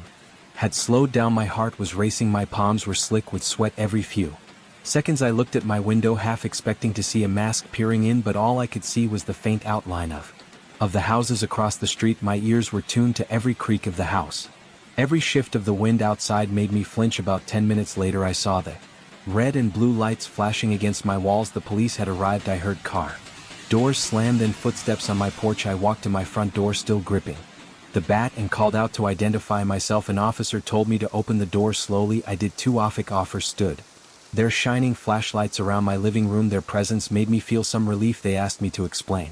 Again, I told them everything from the weird symbols in the woods to the masked figures outside my house. I showed them the window where one of them had appeared. They checked my backyard first. They shone their flashlights over the fence, around the bushes, and along the perimeter of my house. Then they walked around the front yard and up and down the sidewalk. They didn't find anyone. They didn't see any fresh footprints or obvious signs of forced entry. One officer suggested maybe it was a prank, or maybe I was mistaken, but I could tell they believed I was scared. They took my statement, told me they'd have a patrol car swing by a few times during the rest of the night. After they left I was on edge, but having the police come out at least gave me some sense that I wasn't alone. I locked everything again. I sat in my living room until morning, too wired to sleep. I kept checking outside the window every few minutes. I didn't see anything else. No more movement, no more masked faces, but every noise made my heart jump. When dawn broke I got dressed and went outside to look around. In the daylight the air felt cool and the sky was getting brighter. I checked the sidewalk near my mailbox. I didn't see any footprints or dropped items. I walked to the side of my house where the backyard gate is located. It was shut but not locked. I opened it and stepped into the yard. I noticed a few scuff marks in the dirt near the fence, like maybe someone had stood there or tried to climb it. There was no other sign of anything. I kept my guard up, feeling exposed. Out in the open I thought about those symbols I'd seen on the trees in the woods. Part of me wanted to go back there in daylight and check them out, but the idea also made my stomach churn. I couldn't shake the image of those masked figures just standing there, silent, watching. I decided to wait. I went back inside, locked up, and brewed a pot of coffee. I sat in my kitchen sipping coffee and staring at the backyard window. My hands were still shaky and I didn't have much appetite. The rest of the day was a blur. I felt jumpy and exhausted. I tried to watch some random TV shows, but I couldn't focus. Every so often I'd check outside the front window or peek into the backyard. I didn't see anyone. I didn't hear anything out of the ordinary. The hours dragged. My phone rang a couple times, but it was just spam calls. I thought about telling a friend what happened, but I knew they'd think I was nuts or paranoid. That evening I sat in my living room and kept the lights on. I tried to eat a sandwich, but my stomach kept fluttering, so I barely finished half. When it got dark I felt my anxiety spike again. I decided I wasn't going to run that night. No way. I locked the doors and closed all the blinds. I made sure every window had a curtain drawn. Then I sat on my couch with the TV on low volume, just enough to distract me. I kept my bat by my side. I was afraid to look at the clock because I didn't want to see how slowly time was passing. Every minute felt like an hour. My legs twitched with leftover adrenaline. Around midnight I heard a car drive by, but otherwise the street was quiet. No knocks on the door, no footsteps on the driveway, no glimpses of pale masks in the darkness. I told myself that maybe whoever it was had moved on. I tried to sleep on the couch, but it was uncomfortable. I shifted around for a while, then got up to grab a bottle of water from the kitchen. My mouth felt like sandpaper. I flicked on the kitchen light, took a drink, and leaned against the counter. My ears were tuned to every little noise. The dishwasher clicked, the fridge hung mid. I heard the wind pick up outside. I walked to the small window, again feeling my heart race. When I pulled the curtain aside, the yard was empty. I saw only the fence, the neighbors' shed in the distance, and a few shadows cast by the porch light. Nothing else. I let the curtain drop and returned to the living room. After a while I managed to doze off, gripping the bat in my right hand. That was the first night. Since then I haven't gone back to that trail. After dark I've been checking my windows obsessively, especially at night. Sometimes I think I see a shape in the distance, but it might just be my nerves. The police have driven by a couple of times, but I don't have new evidence to give them. I don't know who those people were or what those symbols mean. All I know is that I'll never Forget those blank white masks staring at me from the darkness, and I have no idea if they plan to return. For now I'm keeping my doors locked and my eyes open. I'm not taking any chances. I pulled into the empty parking lot around 1:01 p.m. because the entire mall had just closed. The lot was huge and most of the floodlights were still on, but the place felt deserted. My plan was simple: grab a quick item from one of those 24-hour stores attached to the mall entrance and then drive home. I had worked late and needed to pick up a replacement charging cable for my phone. I didn't expect anything weird. I thought I'd walk in, buy the cable and head out, but from the moment I stepped out of my car I knew something felt off. I looked around. All the other parking spaces were empty except for a few scattered vehicles on the far side of the lot. The warm night air clung to my skin and there was a faint smell of concrete dust. The tall parking lot lamps buzzed softly. Usually I don't pay much attention to my surroundings, but I noticed how still it was. There were no people chatting, no footsteps echoing off the pavement, no security guard passing by, just the quiet hum of electricity and my own breathing. I walked toward the mall entrance. A glass door was propped open, but the fluorescent lights inside were dim. I slipped and bought my cable from a small electronics kiosk near the entrance and left. I was in there for maybe 10 minutes. Nothing strange happened while I was inside. The cashier was half asleep and the few people wandering around looked like they were only there for quick errands. No one talked much. I liked that because I was tired. I just wanted to go home and crash on my couch. When I came out I noticed my shadow under the fluorescent lights near the doorway. It trailed behind me on the polished floor. I didn't think anything of it then. I just walked outside. I saw my car across the lot standing under a row of overhead lamps. The corner of the lot was darker because some of those lamps were burnt out. Everything was bathed in yellowish light except for that shadowy area near the edge. As I approached my car I caught sight of my own shadow stretching out in front of me on the pavement. It looked normal at first, then I moved my right arm to scratch the back of my neck, but my shadow's arm didn't move. And since I stopped walking my breath caught in my throat. I thought maybe I was tired or maybe the light angle was playing tricks. I lifted my foot off the ground, just a small motion, but the shadow didn't lift its foot at the same time it lifted it a second later, like it was copying me with a slight delay that was enough to make my hands shake. I turned in a slow circle, trying to see if another shadow or another light source might be interfering, but there was only one strong beam on me from overhead. My shadow was the only one visible on the ground. My head felt hot and I could feel sweat collecting along my hairline. I put the shopping bag on the hood of my car and watched the shadow carefully. It stood there on the pavement, shaped exactly like me, but it didn't mirror my motions. At the right time I decided to test it again. I bent my knees and I counted 1, 2, then the shadow bent its knees. I raised my hands, 1, 2, then it raised its hands. I felt a surge of panic. I'm not the type to believe in ghosts or anything supernatural, but I had no other explanation. I muttered to myself, this can't be happening. My heart pounded in my chest and my arms felt cold despite the warm night air. I needed to get into my car and leave. That was my only thought. I grabbed the door handle on the driver's side, but the car was locked. My shadow stood on the pavement like a weird reflection that didn't want to cooperate. I pulled my keys from my pocket. My hand shook and I almost dropped them. I hit the unlock button on the key fob. The car lights flashed. I looked down. The shadow was still there, a few feet in front of me. It hadn't moved closer, but it wasn't matching my stance. I was standing straight, but it still looked slightly crouched, like it was lagging behind in a different position. I breathed in and out, then I opened the car door. The interior lights came on, illuminating the driver's seat. I climbed in and pulled the door shut. My pulse was racing so fast that I could hear a faint whoosh in my ears. My mouth felt dry. I stuck the key in the ignition, twisted it, and the engine turned over. The dashboard lit up and the radio kicked on at a low volume. I pressed the door lock button. All I could think was, get out of here, go, don't look back. As I shifted into reverse I glanced at the side mirror. I saw something dark flicker. I slammed on the brake and turned around to look through the rear window. My shadow was on the ground behind the car. The overhead lamp cast it there, but it seemed closer than before. I had no idea how that made sense. The angle of the light shouldn't have changed in that way. I felt my chest tighten and I could feel my heart beating against my ribs. I shifted again and started to back out slowly, expecting the wheels to bump over the curb or something, but the car rolled smoothly. I kept looking at the mirror. The shadow moved too, but the motion still had that delay, like it was separate. Each time I inched the car in reverse, the shadow seemed to move a moment later, as if it had its own timing.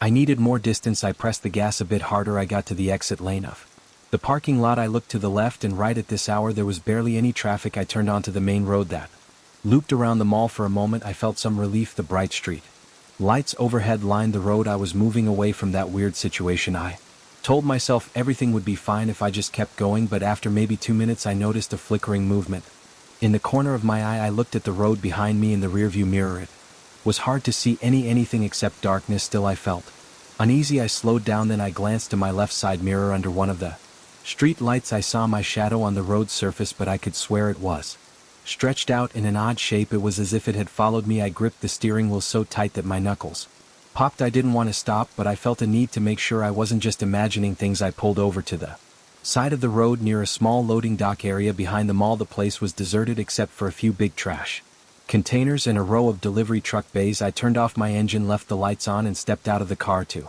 check the situation. The overhead street light cast my shadow onto the pavement again. I forced myself to watch it. As I took 2 steps forward, the shadow took 1 step forward, then another. It didn't mirror my steps in real time. It had a weird pattern. My stomach felt heavy and my legs were tense. I started to walk in a small circle, just testing it. The shadow followed, but always with that lag, or sometimes it moved a bit faster to catch up. I could almost feel my nerves tightening with each second. The back of my neck prickled like someone was standing right behind me. My breathing became short and shallow. I whispered, "What is this?" I had never felt so helpless. "It's just a shadow, right?" But it wasn't behaving like one. I decided to get back in my car and drive home. That was my plan, just get home and lock the doors. I didn't care if I had to call someone to spend the night at my place. I didn't care if I had to drive an hour out of town. I wanted to be somewhere safe. I opened the driver's door again. That's when I noticed something in the reflection of the glass. The shadow was right behind me. It looked closer than before, as if it had closed the gap. I felt a jolt of fear in my gut.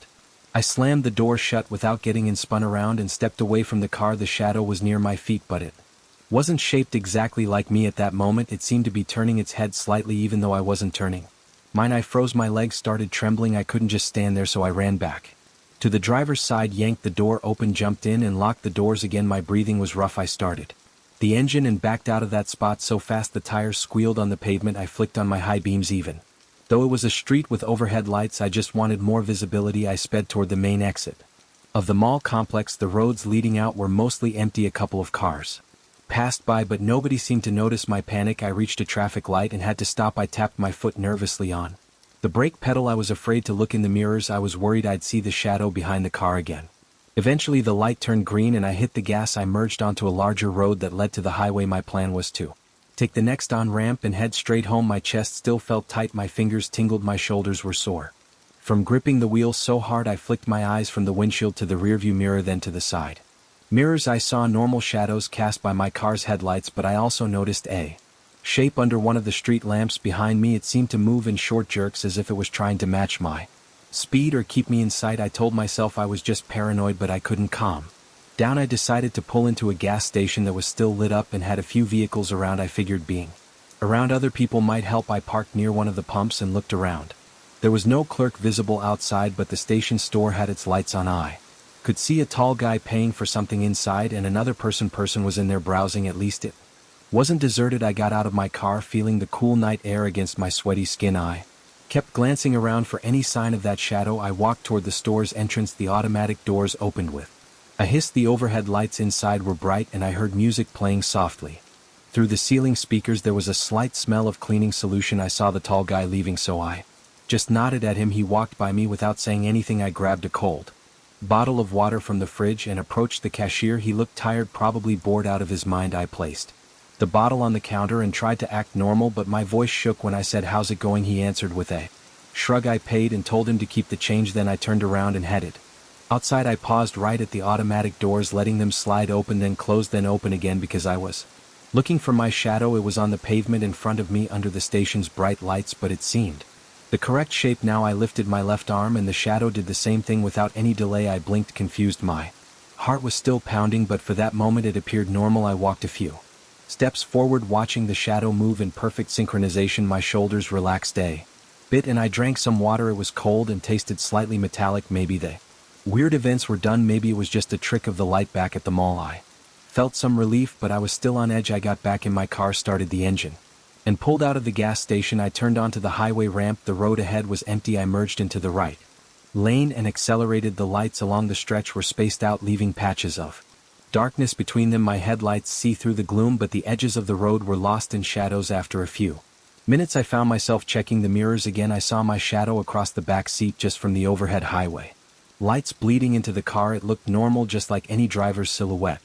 Then a flicker of motion caught my eye in the rear view mirror. It looked like a shape shifting in the back seat. I Twisted around in my seat to look directly, there was nothing there, just the empty back seat and the black windows. My pulse spiked again. I turned forward and gripped the wheel. Calmed down, I muttered to myself, "You're just scared." I pressed the accelerator, wanting to get home faster. The sign for my exit appeared. I put on my blinker, turned onto the off-ramp and slowed. As I approached the intersection, a single street light was on the corner. I waited for the red light to change. I glanced out the driver's side window. That's when I saw my shadow on the ground next to the car, as if it was standing outside, not attached to me. I could see it cast by the street light, but it didn't line up with my position inside the car. My breath caught again. I felt a rush of adrenaline surged through my body, making me grip the steering wheel even harder. The light turned green. The first accelerated and took a left turn. My neighborhood wasn't far away. It was quiet at this hour. I passed dark houses and a few yards with chain link fences. My house was at the end of a cul-de-sac. I pulled into my driveway, cut the engine, and sat there for a few seconds with the dome light on. My heart still pounded. I kept looking around the yard, the sidewalk, the bushes along my front fence. Nothing moved. I got out of the car carefully, half expecting that strange shadow to be waiting for me. The moon was out, but the main source of light was the street lamp near the corner of my lot. I could see my shadow on the ground, shaped like me, and it was doing exactly what I did. I moved my arm. It moved its arm in sync. I bent my knees. It followed. I felt a wave of relief, but it was mixed with lingering dread. I didn't trust it to stay that way. I walked to my front door, unlocked it, and slipped inside. I locked the door behind me, then turned on the hallway light. My living room was dark, but it was my familiar space. I took off my shoes and dropped my keys on the small wooden table by the door. I stepped into the living room and switched on a lamp.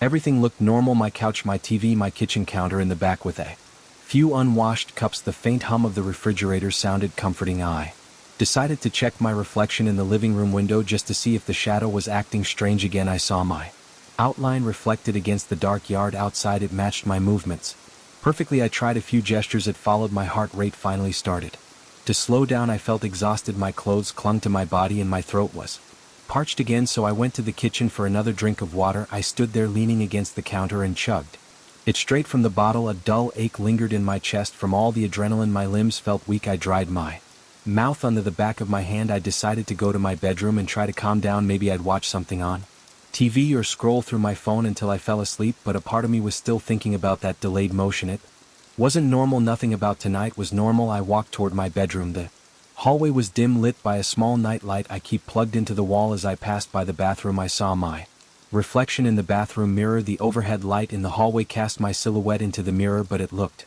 normal. My reflection moved with me. I kept walking. My bedroom door was half open. I reached for the light switch inside the room and flicked it on. The overhead bulb blinked a few times, then stayed steady. I set my phone charging cable on the dresser. I glanced at the walls, the floor, under the bed, just a quick check to make sure everything was in its place. Then I noticed my shadow on the wall near the dresser. The bedroom lamp was behind me, so I could see my shape on the wall. My arms were at my sides, but the shadow's arm seemed slightly outstretched, like it was reaching for something. I took a step forward. It took a step. A fraction of a second later, my stomach twisted. I wanted to run outside, but I also felt too drained to keep running. I stood there watching that shadow. I moved my right hand up. It matched me, but with a half-second lag, my skin broke out in goosebumps. My eyes started to water because I wasn't blinking. I forced myself to inhale and exhale slowly. I said out loud, "Leave me alone." My voice sounded shaky and a little silly, but I couldn't control that. The shadow stood on the wall. It didn't respond. I backed up and switched off the bedroom lamp. Darkness flooded the room. Then I flicked on down the hallway light from inside my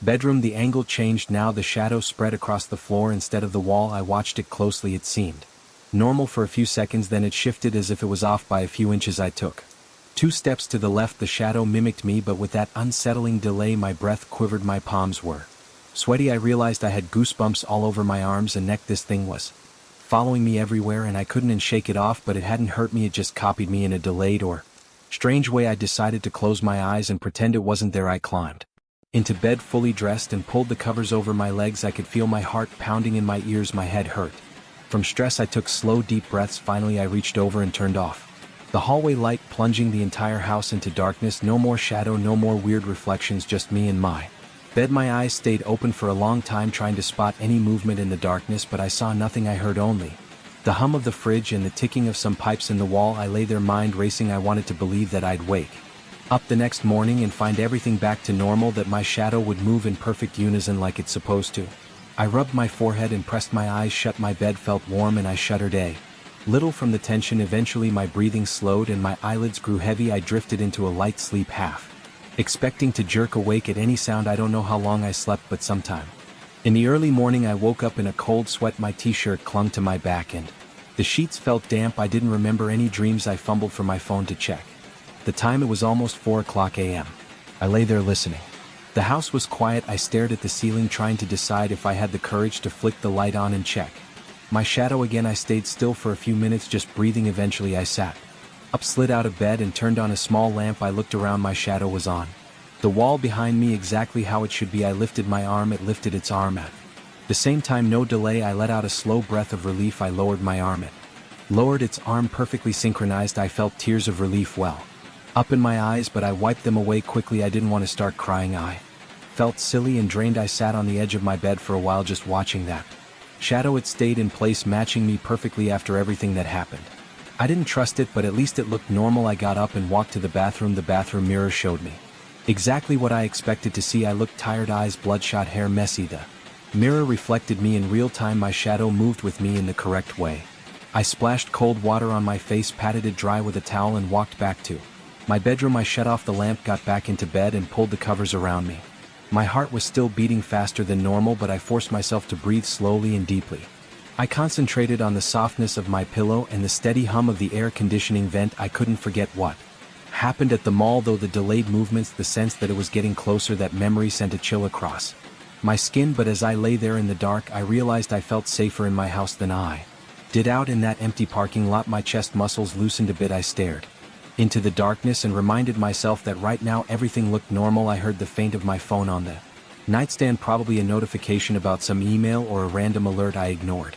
And my body was too tired to move. Slowly my eyelids grew heavy again and I started to drift off into sleep. No more weird shadows, at least for now. At some point the exhaustion took over completely and I slipped into a dreamless sleep. I didn't want to think about the events of the night anymore. I just needed rest, and finally, in the safety of my bed, I felt like I might get it until morning, when I'd have to test my shadow again. But for now I closed my eyes, listened to my heartbeat, and let darkness take me under. For 4